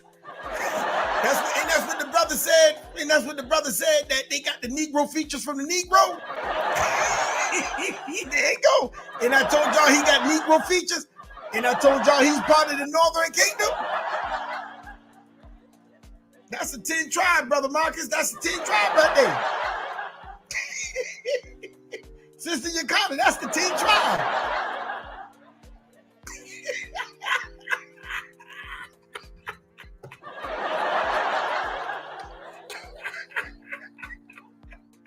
All because of the phenotype. It's the phenotype, man. It's the phenotype. Look at the cheekbones. Look at the forehead. Because the Negroes, because that little small speck of Negroes came over here with the Northern Kingdom, like the brother said, and they all mix and mingle, and they go to Negro.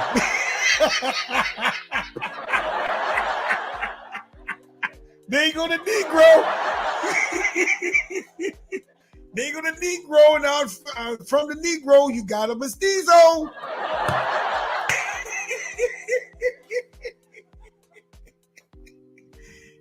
Ooh. Shh. He about to put again. You can just see that. Throughout the continent in itself, it's a majority indigenous people. So yes, most Mexicans are in fact Native American people. Are they aware that they are Native? No, most do not. Or if they do, there is a lot of self-hatred from the colonization that occurred. Because when the Europeans came over here 500 years ago, they colonized our people to see themselves as inferior, to see the indigenous aspect of themselves, their Native American identity as inferior. Why? Why did they do this? Because if you see yourself as indigenous, you are going to want to connect with the land of your ancestors, your forefathers, your grandmothers, and your relatives, right? But why would the Spanish colonizers, European colonizers, want to disconnect us? A lot of y'all might be thinking. And the reality and reasoning behind that is because if you connect with your roots, being indigenous to this continent, that is a direct problem for the colonization that has occurred. Because now my question is, how can they connect to the roots if they supposed to have came here? They're not from this land. They came from over there. So my question is, how can you connect to the land when you wasn't from this land? How? That's my question. How can you connect to something that you were not originally from? How do you do it? How do you do it? How can you connect to something that you are not originally from?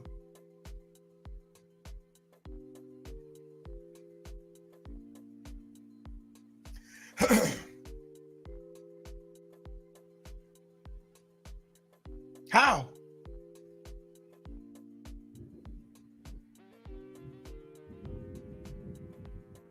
Give me 1 second.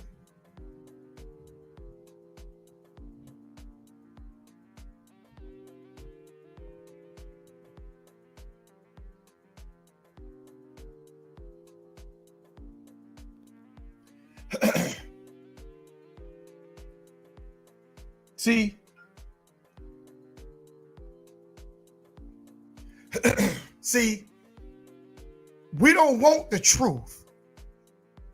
We just want a narrative. Because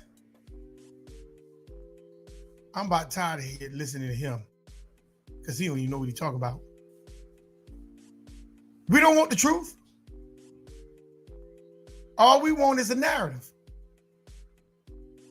They're coming up with all kinds of things. What Brother Isaiah say, Mexican land is mixed kinfolks. Okay. Hold on, brother. Let me look at your comments before I move forward. Jeremiah 12:9. My heritage is unto me as a speckled bird. The bird round about are against her. Come ye, assemble all the beasts. Now let me ask you a question, Brother Isaiah. You still A? Put a 1 in the chat, brother, if you still A. Put a 1 in the chat, brother, if you still A. Before I move on. I want you to put a chat in there. Put a 1 in the chat, brother. Or you can come on the panel. Saying they have a nation named after them. Mexican land is mixed kinfolks. Why did the Israelites enter Egypt? Israel is given land by Yah. Whole people were killed off for us. Okay, now all praises, all praises. No, so I'm gonna give you a hand clap on that one, brother. You still in the chat. So, hey, let me ask you a question, brother. Let me ask you a question on the speckled bird. Okay, it's a speckled bird. All right, that's enough. That's enough. Y'all ain't got the spoiler, brother. You ain't got the spoiler, brother. Let me ask you a question, brother Isaiah. Is a speckled bird, the colors of a speckled bird, did the colors come from something it mixed with? Or is that just the natural color of that bird? Which one?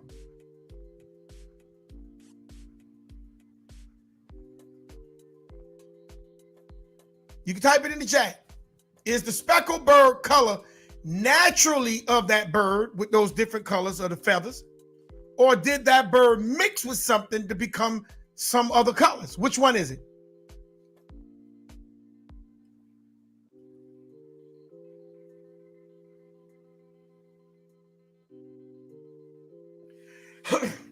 because One West love to use that speckled bird.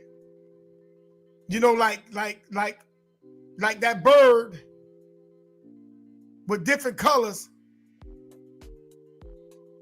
Okay, natural. So now, can you tell me how you use a bird that is naturally different colors to a people who is a mestizo who was mixed with different nations? How do you do it? Tell me, how do you use that? How do you use that analogy with people who mixed with different people became a new people? You heard what the professor say. They became a new people, a new humanity. How do you become a new humanity and then you choose to use that with the bird? How do you do it? How do you do it?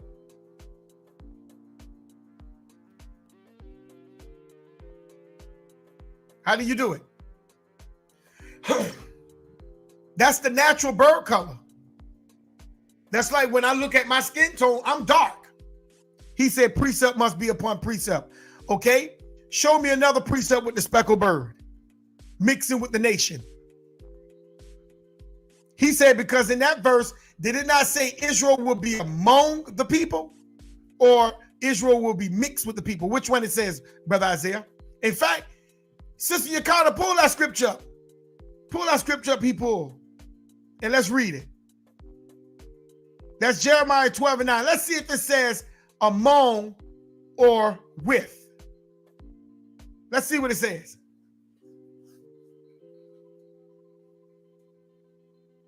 Israel will be among the people. Or did it say Israel will be with the people? Which one?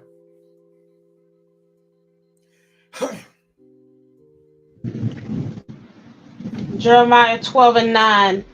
Mine heritage is unto me as a speckled bird. The birds round about are against her. Come ye, assemble all the beasts of the field. Come to devour. Okay, so now, if Israel, if his nation is like a speckle, you kind of what the word speckle means.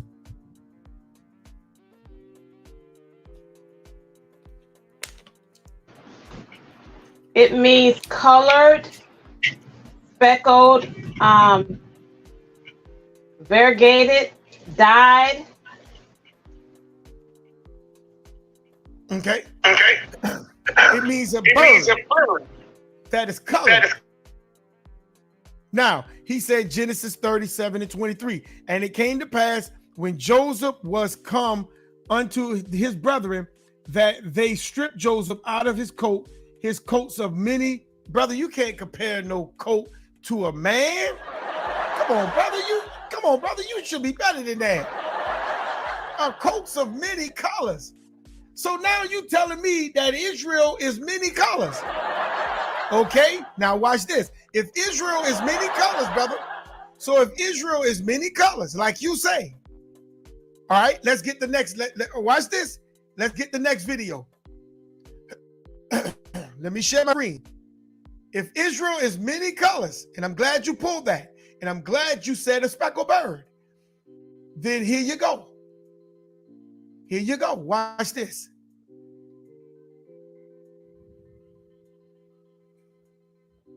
Hold on.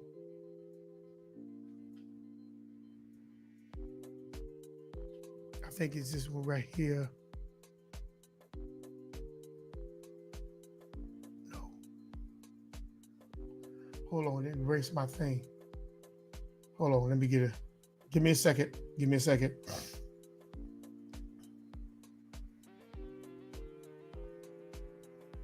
Hold on. Let me come out of this. Give me a second. I'm gonna pull it up in a minute. Just give me a second because it kind of went out.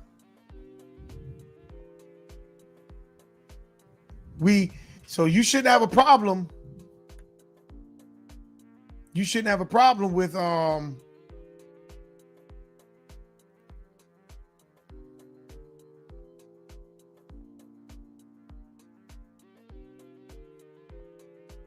okay, here we go.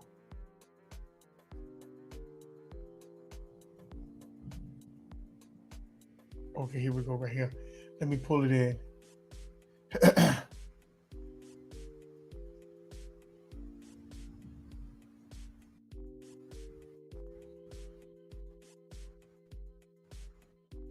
Hold on. Yep.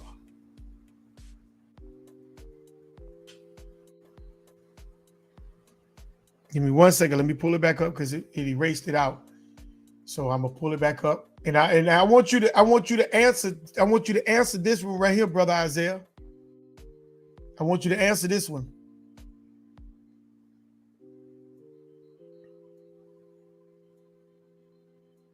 I want you to answer this one. Hold on. The problem with DNA testing for Native American heritage.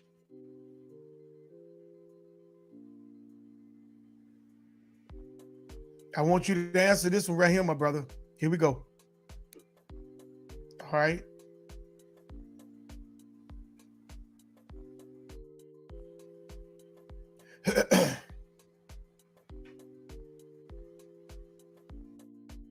Now I want you to hold on to the speckled bird. Now I want you to hold on to that speckled bird. I want you to hold on to the speckled bird, and I want you to hold on to the many coats of colors. All right, I want you to do that. I want you to do that. He said, Ephraim has mixed himself among the people, not with the people, brother. It says among the people. You know, when you among somebody, that means you.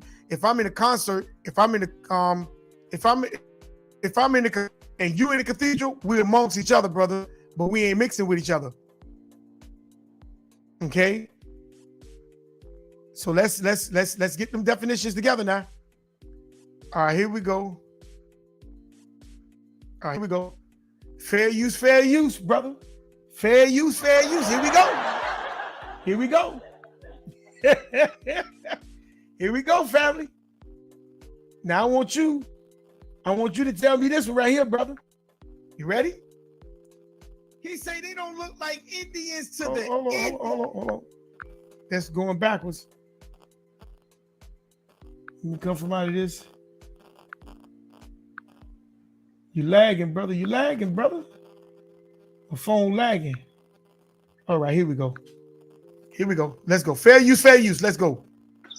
The Joe Rogan Experience. But cultures aren't static. Right. And we're not static. And I think one of the major issues that American Indians have is that we're often stereotyped into this this picture. And if we... She said we, Brother Isaiah, we are often stereotyped. Let's keep going. don't fit that, then we're not legitimately Indian. When you first met... Hold on, brother. Hold on. She said, let's hear that again, brother. Let's hear that again. Let's hear that again. Let's hear that again, brother. Let's hear that again. Hold on. This thing kind of acting up on me. Oh, I need a new one. All right. Let's hear it again, brother. And then I'm going to come to you. Have is that we're often stereotyped into this this picture. And if we don't fit that, then we're not legitimately Indian. When you first met me, what did you think? Did you think, well, where's her brown skin? Where's the feathers? I mean, this is I don't think you did. But I guess it's a rhetorical question. Oh, hell yes. So, well, are you 100% Native American? No, absolutely not. What percentage are you? And that's. Let's talk about that. Let's talk about that. What other? So, blood quantum is an imposition from the federal government that has been used to weed out Native Americans. So the whole idea of U.S. federal policy has been to assimilate Indians. Now I want you to pay attention to that, brother, because she's talking about the paper bag test. Is that if you're white, it says if you're white, what it says, you're right. If you're brown, you can stick around, but if you black, you got to stay in the back. You remember that, brother Isaiah? I don't know if you're familiar with that. Now I don't know if you're familiar with that one now. But she said the blood quantum. She said that they don't fit the actual mold. This is what she's saying, brother.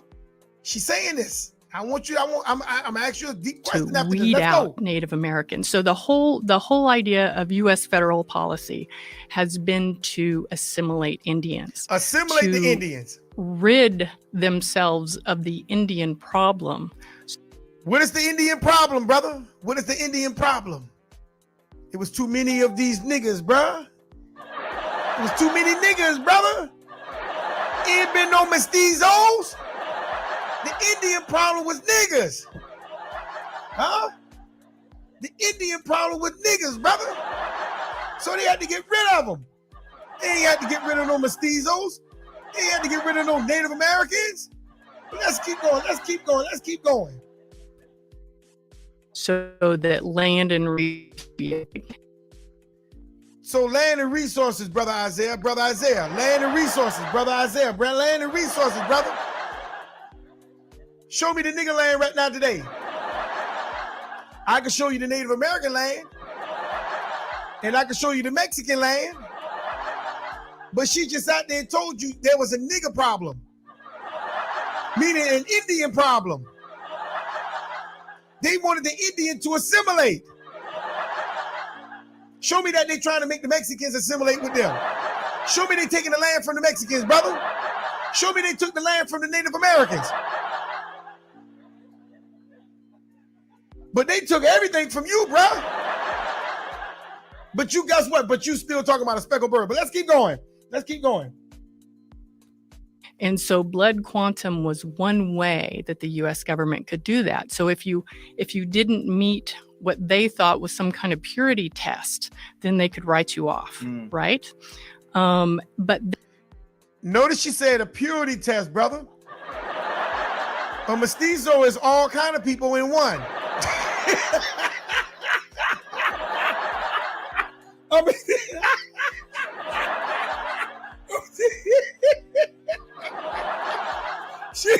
Notice what she's saying. The government was taking a purity test.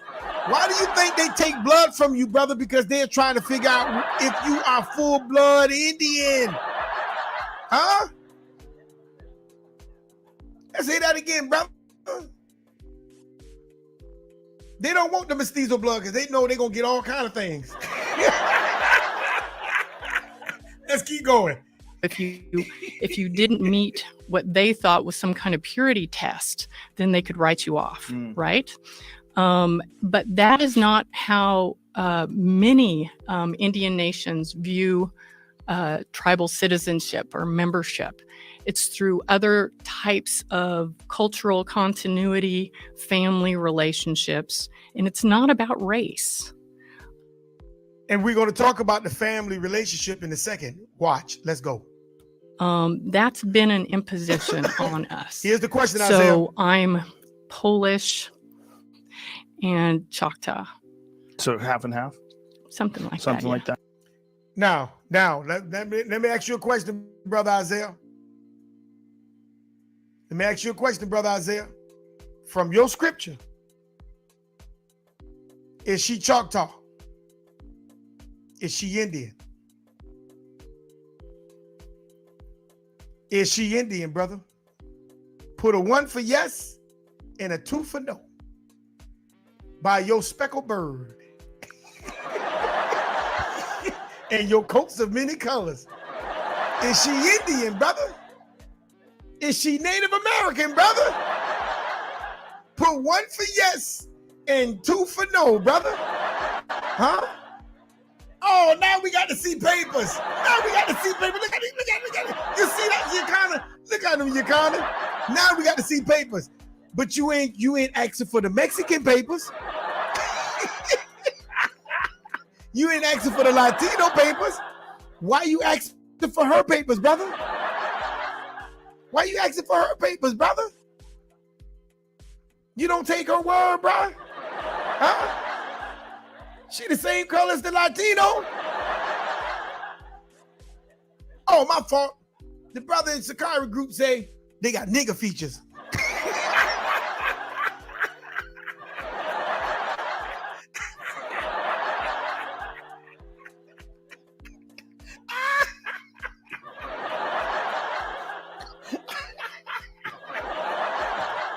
They got nigga features.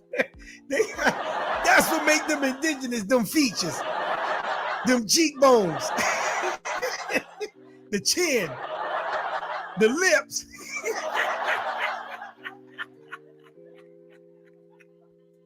Oh, man. Y'all are funny, boy. Y'all are funny, bro. Got to see them papers, eh? Now you want to see the papers. Why you don't ask the Mexicans for their papers? They come over here, hey, brother, they coming over here getting free phones and a free ID. You want to see their papers too? Hey, they running from South America. Huh? They living next door to you now. Huh? When they see you, do they say shalom? Do you see them with fringes on? Huh? Do they keep the Sabbath?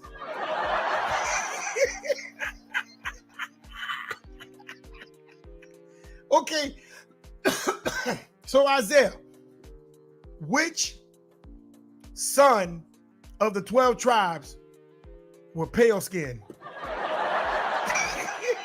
Since there were speckled birds. Huh? Which son was pale? Which son was pale, brother Isaiah? Which one? Put one for Reuben, two for Simeon,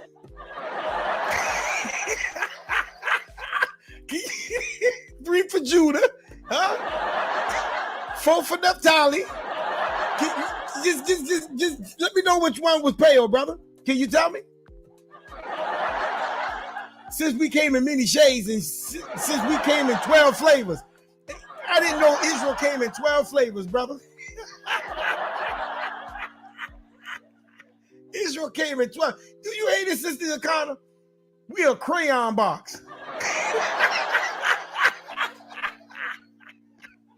But they can't even identify the woman, the pale woman that created the pale child.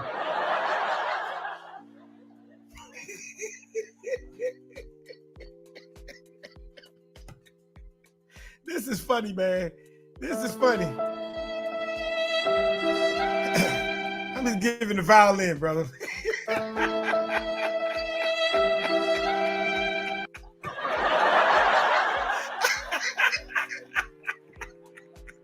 Oh my goodness. Let's keep going. So she in Israel, we got to check her papers now. We got to check her papers. All right. Let me go ahead and get her out of here. Let me go ahead and get her out of here. So now we realize that Israel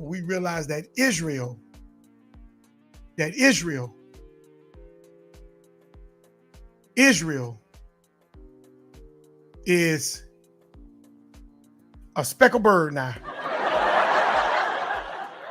They are coats of many colors. Fruity Loops. Israel is Fruity Loops, brother. Huh? With that little Irish cereal box, Yakana? With that cereal box? Red, blue, green. What it is? The little leprechaun? Lucky Charms. Lucky Charms. Israel is a Lucky Charm box.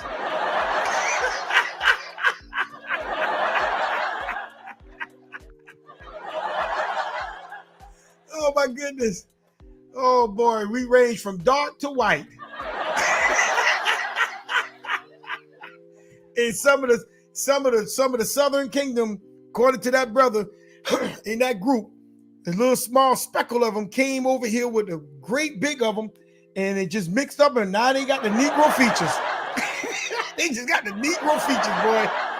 God, dog, boy, I just don't know. I just don't know about nothing no more, boy. This job is just funny. This is funny. Oh wow, this is funny, boy. This is funny. Let's keep going, man. Let's keep going. Let's keep going. Let's get into a couple of these scriptures real quick. Let's go to Deuteronomy. Let's go to Deuteronomy, the 7th chapter, verse 3 and 4. Let's grab that. And then we're gonna get Leviticus 19:19. Because see, we think that the Creator don't know what he made and don't know how to keep what he made pure. We think that the Creator is just something that someone, he just make a law, and the law don't have to be followed because of whatever circumstances. So in other words, I can lie and get away with it by the Creator. I can lie the same way I can mix and say, well, I just, I didn't think it was something else I could have done, but just slept with this woman, slept with that woman. Or I could have just lied. I didn't have to tell the truth. Situations and circumstances caused me to lie. And I think for the Creator, I believe that's okay. You see how you doing the law? So the law don't mean anything depending on the situation. The law don't mean nothing depending on the circumstances. What it says, sis, Deuteronomy 7:3-4.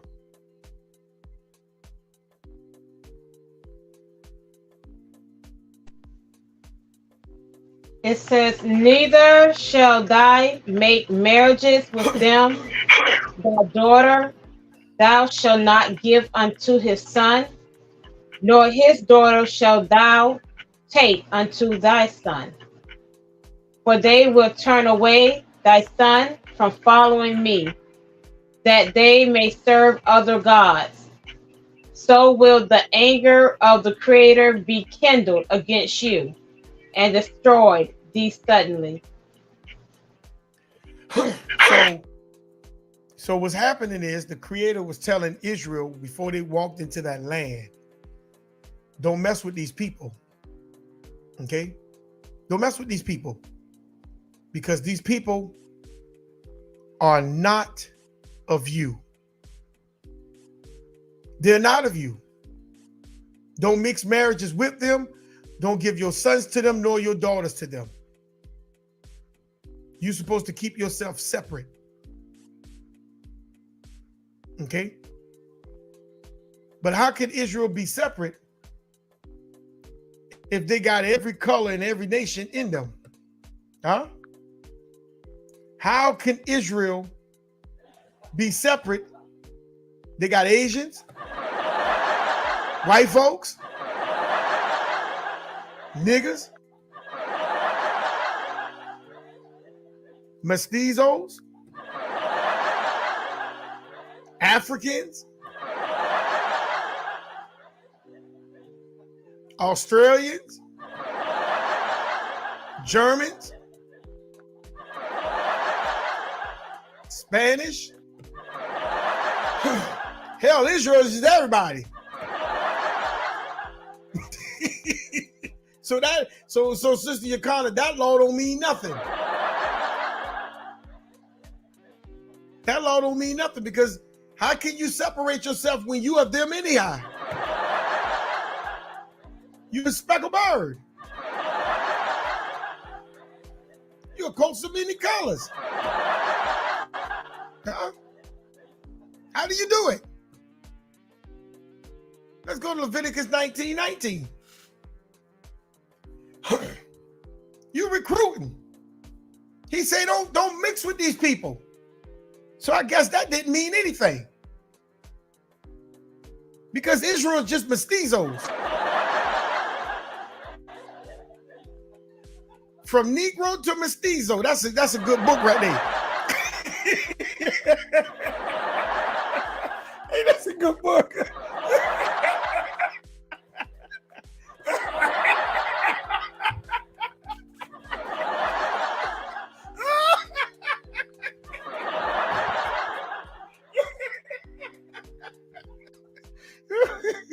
In the first chapter is they got nigga features.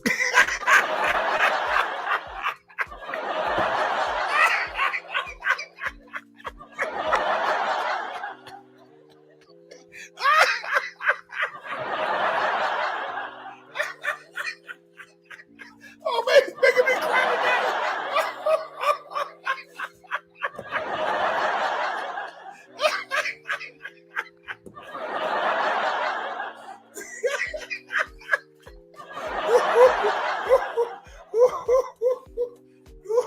Started 25,000 years ago, a speckle of the southern kingdom went and mixed with the northern kingdom, and they came out with nigga features. And that's a good movie too. That's a good movie. Oh, what you got, sister? What you got? Leviticus 19:19. What you got? Ye shall keep my statutes. Oh my God. What you got? Oh my. Oh boy. What you got, sis? Ye shall keep my statutes. You low. Ye shall keep my statutes.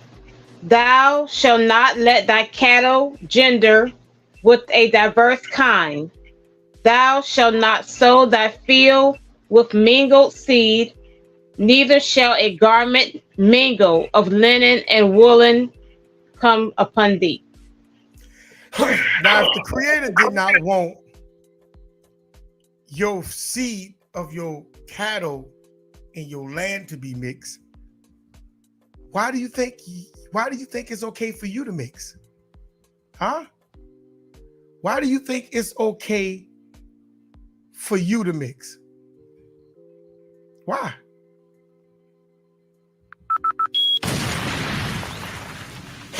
He's telling you he don't want your cattle and your seed of your field, nor your clothes to be mixed. And I know we're gonna come up with excuses of saying, well, this what this means, this why he said that. But he's showing you he don't want none of that to be mixed. Why do you think you can mix? Why do you think you can now be a mestizo? Huh? Or somebody with a nigga feature? He's telling you he wants you to be pure. But I guess that don't matter, right? That don't matter, do it? Nah, that don't matter. Let's go to Deuteronomy 23:2, sis. That don't matter. None of that matters.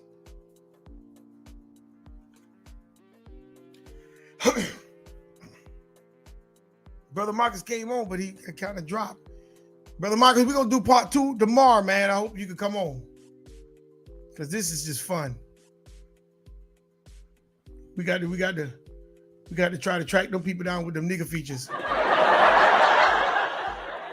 Maybe I'll find a cousin out of that.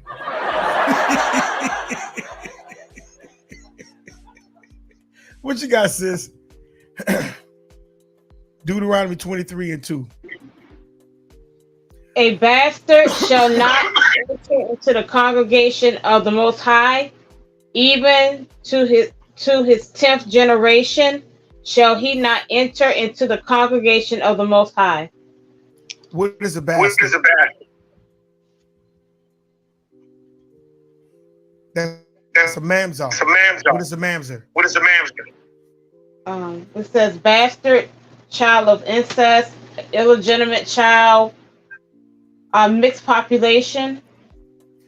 So he's telling you not to mix. He's telling you not to mix. But I guess we can have different flavors as an Israelite. We different flavors. Flavor of the month, flavor of the year. No, this is the brand new flavor of the year.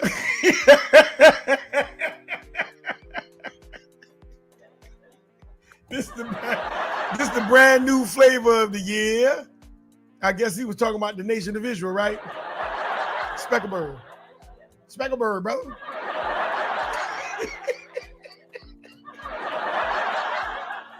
He's telling you not to mix, man. He's telling you not to mix. Joshua 23:12-13. And I know a lot of people gonna come and say, well, see, this person right here was mixed, that person right here was mixed, this person right here was mixed. But they are laws for you not to mix. They are laws.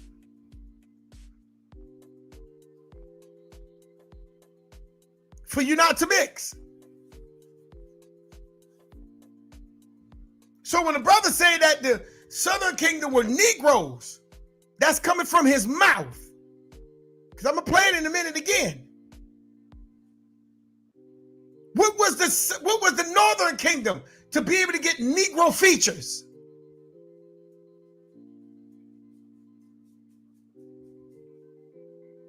In order to get Negro features, that means you're not a Negro. You done took on something of something else. So they're mixed. According to this brother, they're mixed. So now you would have to tell what color was the northern kingdom before that little speckle mixed with them. Huh? You would have to now come out and say what color they are.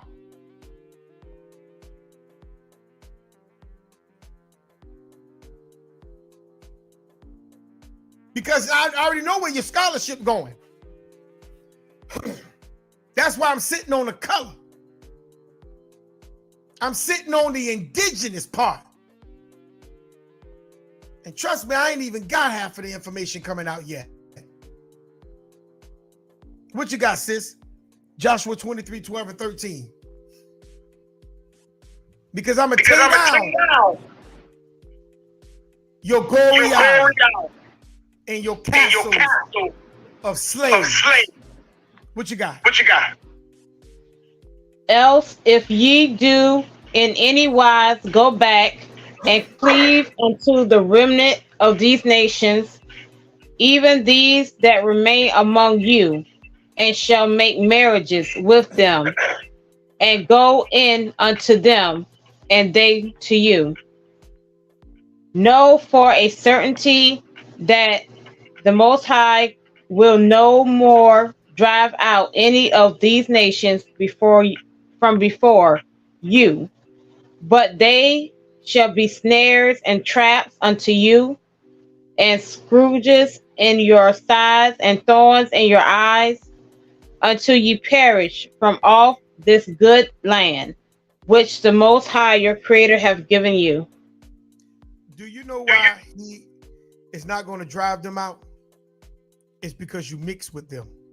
He's saying if you mix with them, he's not going to drive them out. So now how is it that you can now mix and it's okay? That was one of the reasons why he did not drive the nations out, is because Israel, he told Israel, if you mix, I will not drive, and they're going to be a thorn in your side. Now, how all of a sudden you can mix now and blessings fall from heaven? How?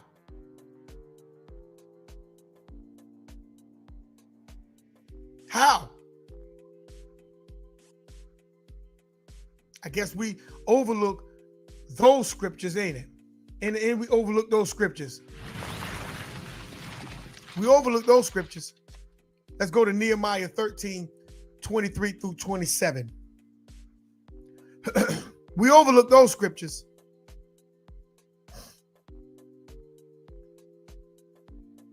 When brother sent me a text talking about they found the 10 tribes by the Bible,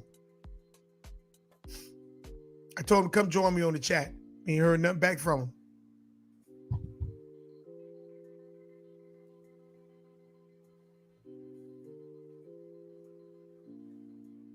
He's telling you, if you mix with these people, he's not going to drive these people out before you no more. So now all of a sudden Israel can mix. And the Creator just sit up amongst them. A whole mixed nation. So I guess the Creator word don't mean nothing no more. Long as you got the nigga features.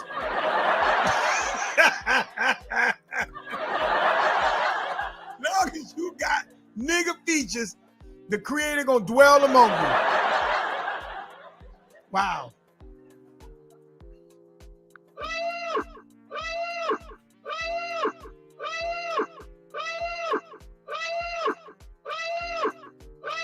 What you got, sis? What you got? You said Nehemiah?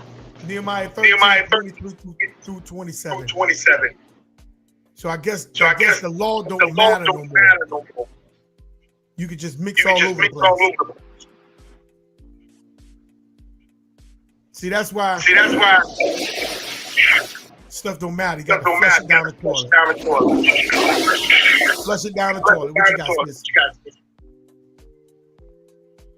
Okay, you said 22 through 27? Nehemiah 13, 23 through 27. Okay. In those days also saw I Jews that had married wives of Ashdod, of Ammon, and of Moab. And their children spake half in the speech of Ashdod, and could not speak in the Jews' language, but according to the language of each people. And I contended with them, and cursed them, and smote certain of them, and plucked off their hair, and made them swear by the Creator, saying, Ye shall not give your daughters unto their sons, nor take their daughters unto your sons, or for yourselves. Did not Solomon, king of Israel, sin by these things? Yet among many nations was there no king like him, who was beloved by his Creator. And the Most High made him king over all Israel. Nevertheless, even him did outlandish women cause to sin. Shall we then hearken unto you to do all this great evil, to transgress against the Creator in marrying strange wives? So look what's taking place. Look what's taking place. He asks a question. Shall we continue to take strange wives? And thinking that the Creator is going to bless? So the man could just marry whoever. Because remember, y'all say it's the man seed. It's the man seed, right? The woman ain't got nothing to do with nothing. It's the man seed. So the woman, only thing it is, the woman she's just like the soil. So you can put your seed in any soil. But never mind, you have a Negro man with a Negro woman. He got his own woman. The Caucasian man got his own female. The Arab man got his own female. The Asian man got his own female. Huh? The Mexican, Latino, they just all over the place. You know what I'm saying? They all over the place. They don't have no just one person. Because 1 minute they can get with the Negro. They gonna go and be with a Caucasian. Because they're Caucasian. They everything anyhow. They everything in one. But why do you think that that the Creator made a female for you specific, but you think that you can just go put your seed in anything, and you think that's not sin? And then when you produce a child, you think that's a gift from the Creator. I'm gonna show you a scripture in a minute. The Creator don't deal with that. He don't deal with that. That's you, because like I showed y'all, the Mexican professor, he say that's a new humanity. But you think that that's the actual 10 tribes. So the 10 tribes came through by mixing. Huh? They came through by mixing. So the 10 tribes did not come through the 10 sons. They came through by them mixing with everybody on the earth. That's how the 10 tribes came about. Wow. Genesis 1 verse 11 says, the 10 tribes just came about when everybody mixed together. And that's how you end up with the 10 tribes. Long as they got them nigga features.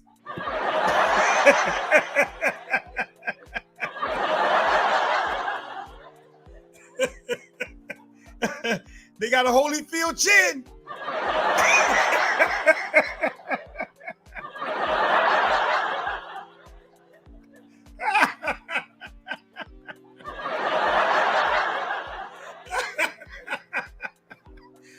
Oh my goodness. This is funny, man. This is funny. What you got, sis? Genesis 1:11. What it says? And the Creator said, let the earth bring forth grass, the herb yielding seed, and the fruit tree yielding fruit after his kind, whose seed is in itself upon the earth. And it was so. After its kind, whose seed was in itself. The male have the seed, but he have his own soil. I just sat there and told you. The Negro have a Negro woman. But a Negro want to go and grab a Mexican. Huh?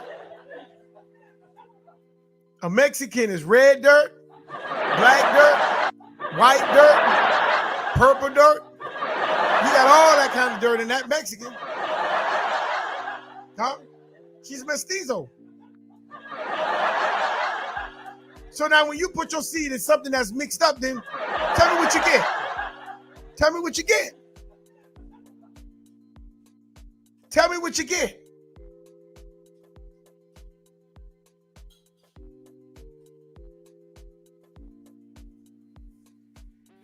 Some Mexicans are beautiful. You're right. You're right. Some of them are beautiful. But that still does not negate the seed line. The history of that person. But I guess the Creator will excuse it because of Negro features.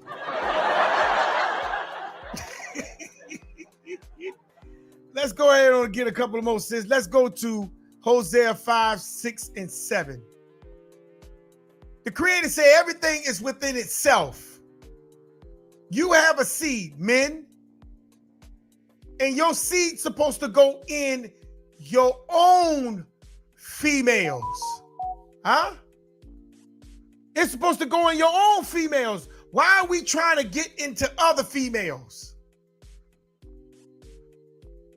You think he created your female just for the heck of it?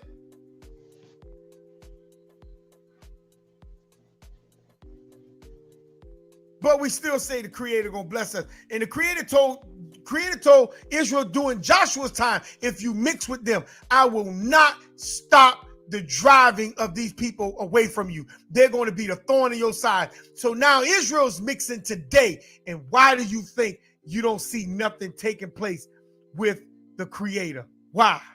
Huh? Why do you don't think you see it? What you got, sis? Hosea 5 to 6, verse 5th chapter, verse 6 and 7. They shall go with their flocks and with their herds to seek the Creator, but they shall not find him. He hath withdrawn himself from them. They have dealt treacherously against the Creator, for they have begotten strange children. Now shall a month devour them with their portions. They begot strange children. The Creator, they were looking for the Creator and can't find them because they got strange children. Huh?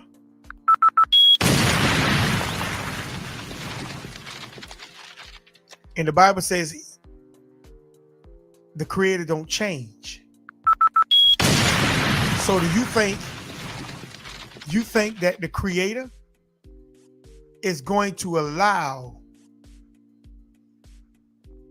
Brother Marcus, you got to connect your mic before I can let you in. It says they need to connect their mic before you got to connect your microphone. You think the Creator is going to allow you to mix with anything and then you think he's going to bless you? Huh? You think he's going to bless you? He hid himself from you. He hid himself from you because you mixed. What you got, brother?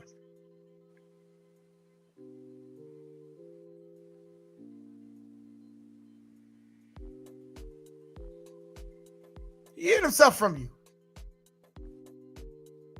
But as long as you got them nigga features, he gonna sit up amongst you. He gonna bless you, give you all the uniforms. He gonna protect you. He don't care as long as you got them nigga features, boy. As long as them nigga features, that's all that matters. That's what that brother Sakari said. As long as you got them nigga features.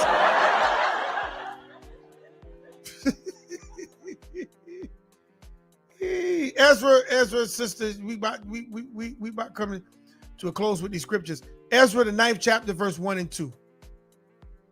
This is part 1. This is only part 1, family. Part 2 gonna be tomorrow. Ezra, the 9th chapter, verse 1 and 2. He hid himself because they mixed. They was looking for him, but they couldn't find him because they had mixed children. But now all of a sudden, it's okay to have mixed children now. It's okay. It's okay now to have mixed children. It's okay. Don't worry about what you got, sis. Since the days of our fathers have we been in a great trespass unto this day.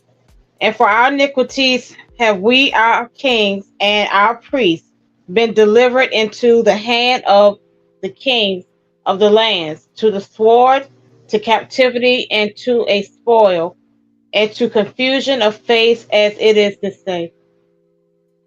All because of what? What it says at the beginning, all because of what?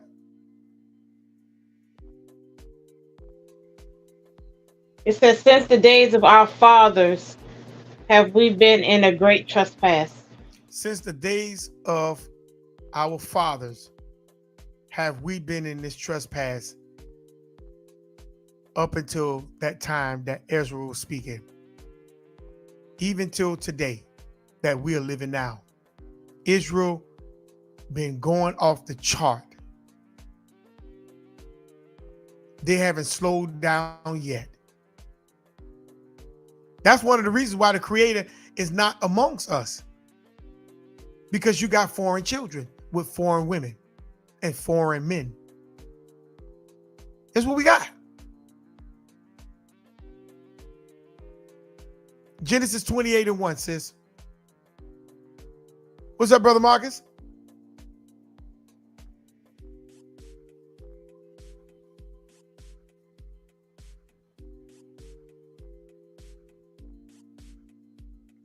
Brother Marcus.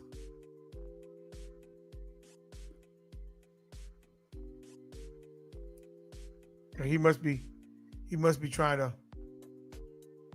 see if he got nigger features.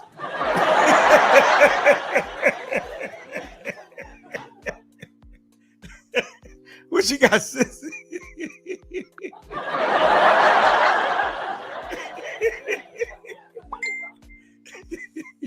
What you got, sis? What Genesis 28:1.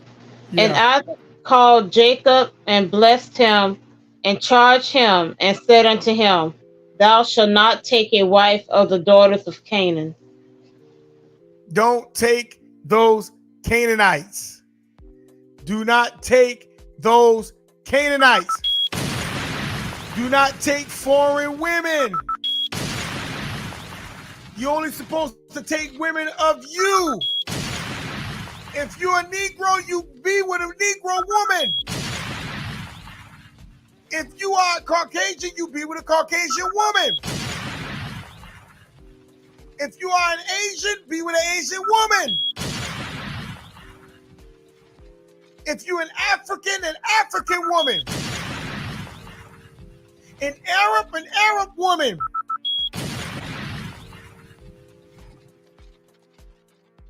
Mexican, I don't know.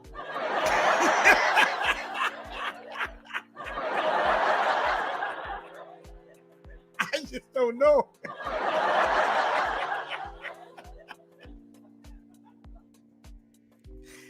Oh my goodness. Numbers says 25. Now we're going to skip past that one. Let's go to Job 14:4. Job 14:4. And we're going to close out with Numbers 25 and 18, 1 through 18. We're going to read that one because I'm going to show you what happened. Job 14 and 4.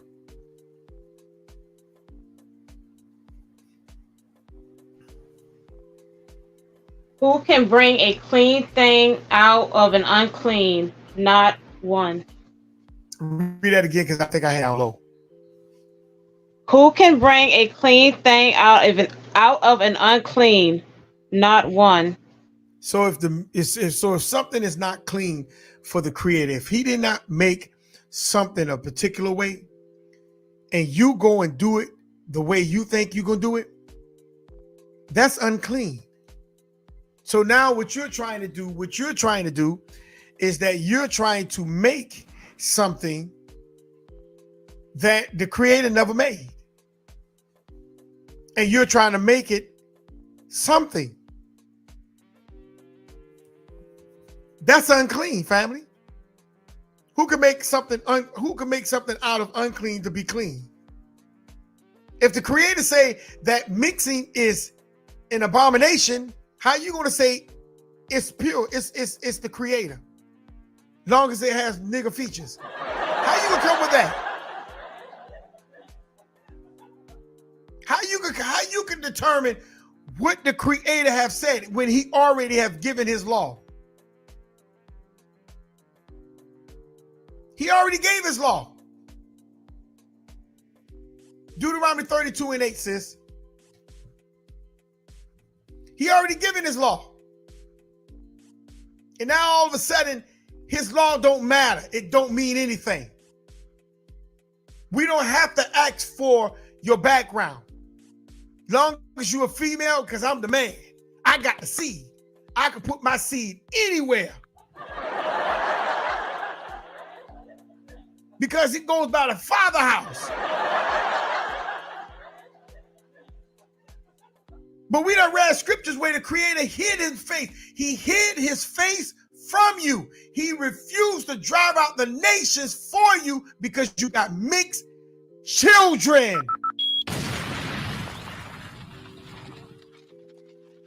And you wonder why we are in the shape we in today.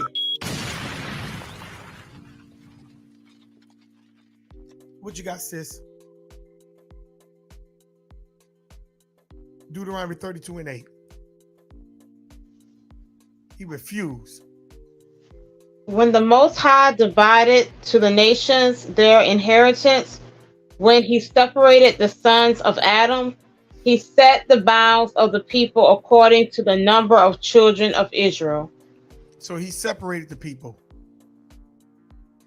He separated the people by territory.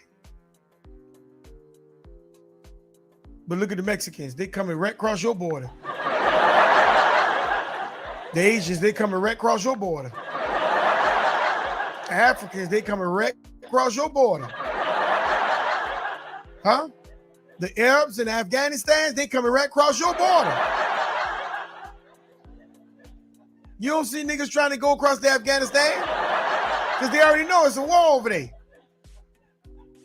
Niggas talking about they Africans, but you don't see them leaving America. Huh? I don't care nothing about the African talk, they ain't leaving. They staying put like they in the pocket of a jacket.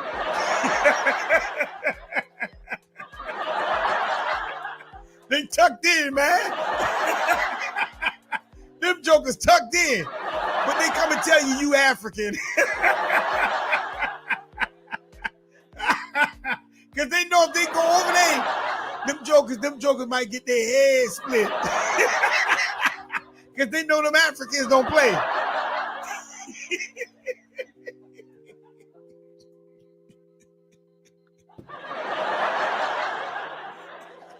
See, the Negro tucked in, boy.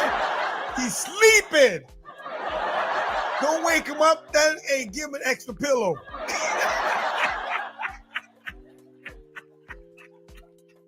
Oh, my goodness. Oh, this is funny, man. This is funny. He set everything with boundaries. Everything has a boundary. So that means when you produce a child, there's boundaries for that as well. You don't supposed to cross over into somebody else's territory to be sleeping with their females. You don't do that. He set boundaries for you. Why are we crossing over the boundaries? Why? And we think that when he crossed the boundaries, that now we can cross the boundaries because we Israel. Huh? You thinking because you Israel, you're going to be excused for breaking law? Huh? You think you're going to be excused for breaking law? Nah, the Most High, don't worry about it. I know I broke the law, but he got nigga features.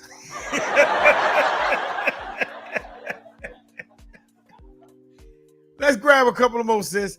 Ezra, the 10th chapter, verse 8 through 11. Ezra 10, verse 8 through 11. The Creator set boundaries, man. He set boundaries. So why is it that when we see the boundaries, that people are crossing these boundaries, we don't say nothing? Because most of these camps got these light-skinned pale people in their camps. And they talking about that's Ephraim. Talking about that's Manasseh. That's Zebulon. Huh? That's what they tell you. Go ahead, move. Go. Telling you that's the 10 tribes. Oh, they went through the same captivity like you. They got their back split open too. They had ankle shackles on. They had shoulder blades on too. They couldn't move their shoulders. That's what they tell you. Then when you tell them, hey, those white folks came on slave ships too. Nah, we only talk about Israel. Look. And the captivities was all going on at the same time. That white boy could have been sitting next to you on the boat, but no, that whole boat was black. He never was Israelites on that boat, man. Oh, so that boat right there, a boat number 12 that's going down the south part of the Atlantic Ocean, that's niggas, right? That's the Israelites. But the boat that's going to the north part of the Atlantic Ocean, that's the white boys. Boy, y'all funny as I don't know what, boy. Y'all funny, boy. Y'all are funny. What you got, sis? What you got, sis?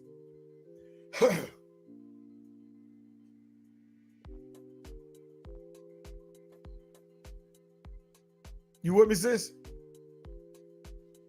Yeah, you said Ezra. Ezra, the 10th chapter, verse 8 through 11. We about done.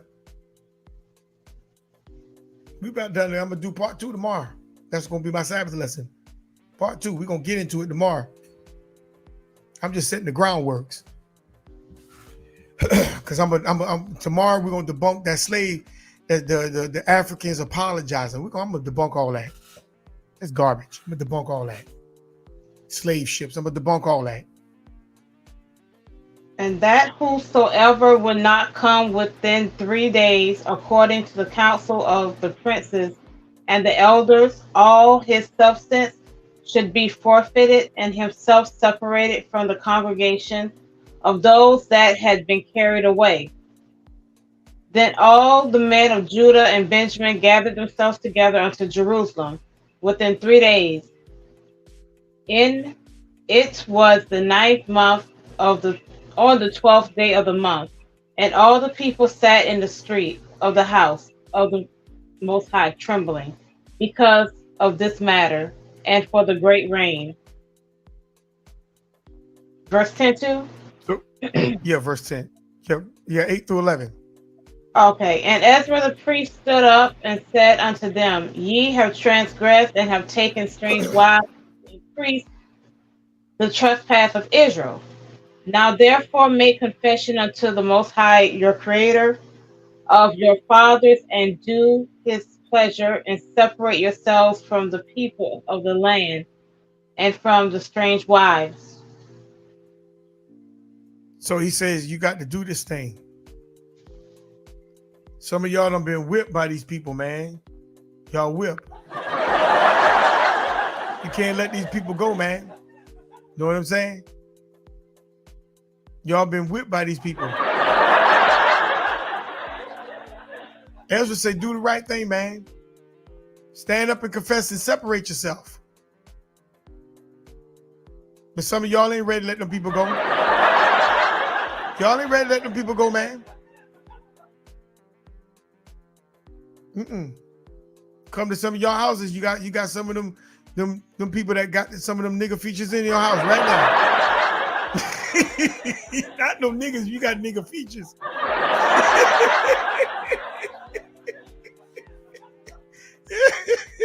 Oh, got a couple of more, sis, about 3 more. Exodus 34 and 16. Exodus 34, 16. You got to separate from these people, man. These mixed seeds, the mixed seed it's not where the creator is, man. The creator is not blessing the mixed seed. He's not. He's not blessing mixed seed. Especially the ones with the nigga features. What you got, sis? Exodus 34, 16. He ain't blessing this stuff, man. And he said, when ye do the office of a midwife to the Hebrew women, and see them upon the stools, if it be a son, then ye shall kill him. But if it be a daughter, then she shall live. So you got to listen. That was the decree to be put out to kill the male and keep the female. But the midwives didn't do that. Okay, Exodus 33, 16. They didn't do that. And right now, today, our women are acting up against the men. And some of the younger women I'm seeing on social media, YouTube and all them, that these younger women are tired of being feminists. That spell is breaking. All praise to the creator. That spell is breaking. It's breaking.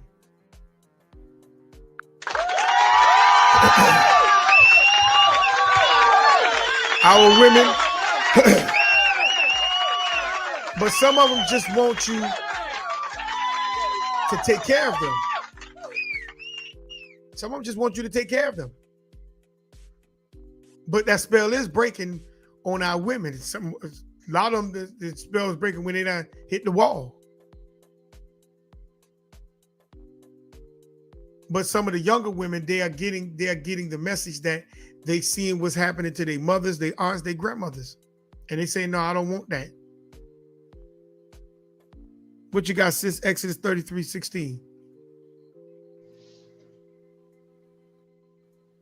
For wherein so shall it be themselves. Go ahead, sis. I didn't mean to cut you off. Go ahead. For wherein shall it be known here that I and thy people have found grace in thy sight? Is it not in that thou goest with us? So shall we be separated, I and thy people, from all the people that are upon the face of the earth. So he's saying, look, we got to find grace for this thing. But we got to separate ourselves from the people of this earth in order for the Creator to bless us. We can't have strange people among us, not even in our circle. Jeremiah 2 and 21. Here's a bombshell. Jeremiah 2 and 21. Watch what it says.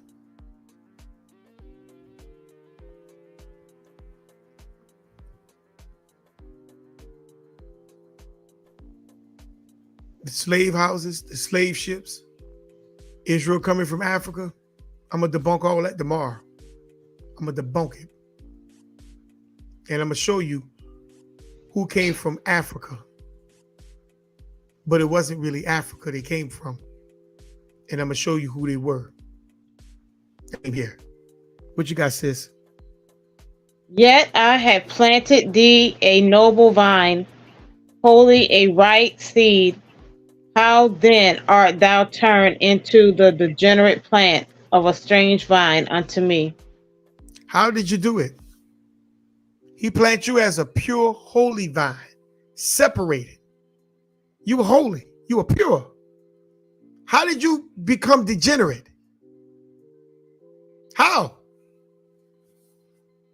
Being with those strange people. That's what you did. Mixing yourself like a speckled bird. But a speckled bird color is normal, natural. But you mixing with somebody else other than yourself, that's not natural, family. That speckled bird don't mean that you are mixed with everybody.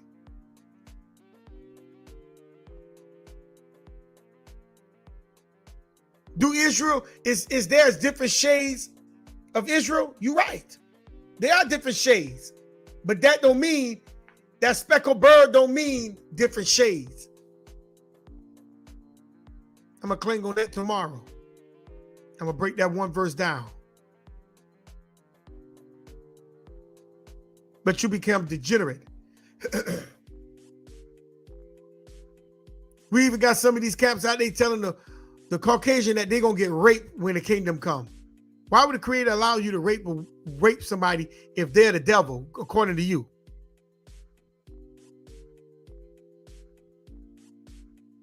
See, we come with all kind of foolishness. And that foolishness is where a lot of people thrive. Let's grab one more for the road, sis. Numbers 25, that's 1 through 18. And we're going to close it out for tonight. And we're going to pick up part 2 tomorrow for the Sabbath lesson. Numbers 25, 1 through 18. Watch, listen, and pay attention to this.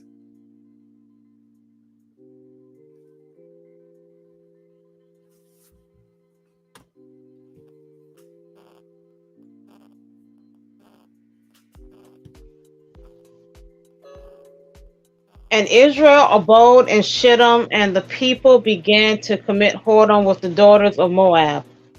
And they called the people unto the sacrifices of their gods, and the people did eat and bow down to their gods.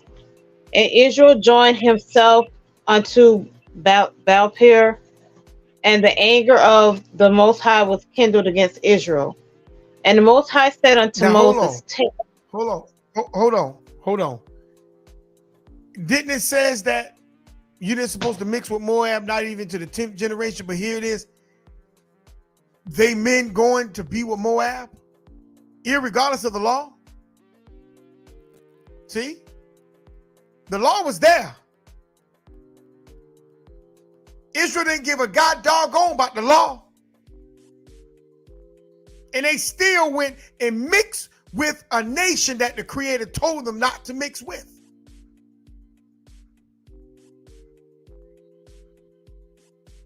That's why I say pay attention real close.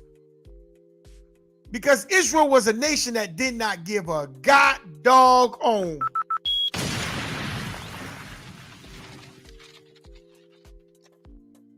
And that's why a lot of Israelites are going to get punished. Let's keep going, sis. Go ahead.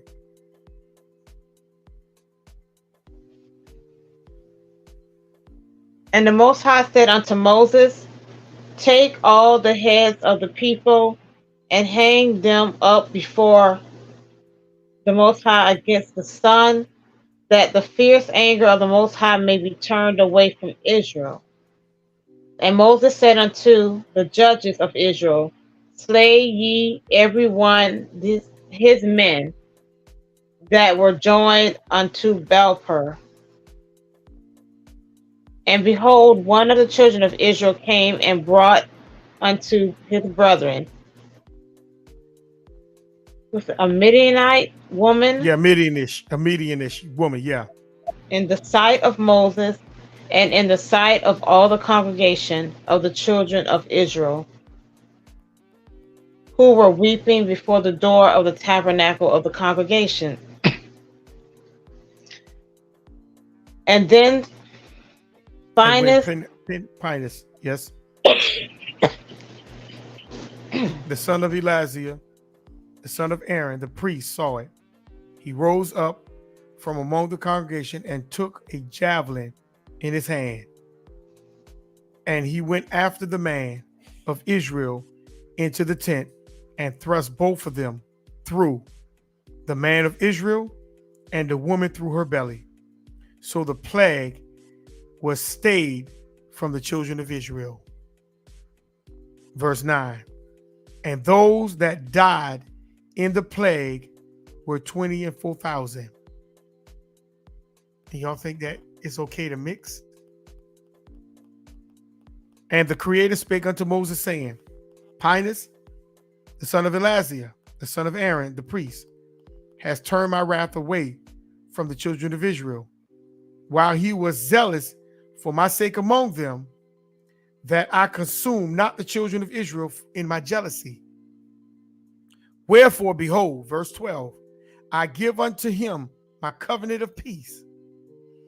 Verse 13, and he said, and he shall have it, and his seed after him, even the covenant of an everlasting priesthood, because he was zealous for his power, and made an atonement for the children of Israel. 14, and the name of the Israelite that was slain, even that was slain with the Midianish woman, was Zimri, the son of Sula, the prince of a chief house among the Simeonites. And the name of the Midianish woman that was slain was Cosbi, the daughter of Zur. He was the head over the people and a chief house of Midian. And the Creator spake to Moses, saying, vex the Midianites and smite them, for they vex you with their wives. With their wives. They vex you with their wives, wherewith they have beguiled you in the matter of what? Peor, and in the name of Kosabi, the daughter and the prince of Midian, their sister, which was slain in the day of the plague's sake. What it means to vex. Because they say they vex you with their wives. Vex means what? Make someone feel annoyed, frustrated, or worried, especially with a trivial matter. So how did they vex them with their wives? They tempted them. They tempt them, family.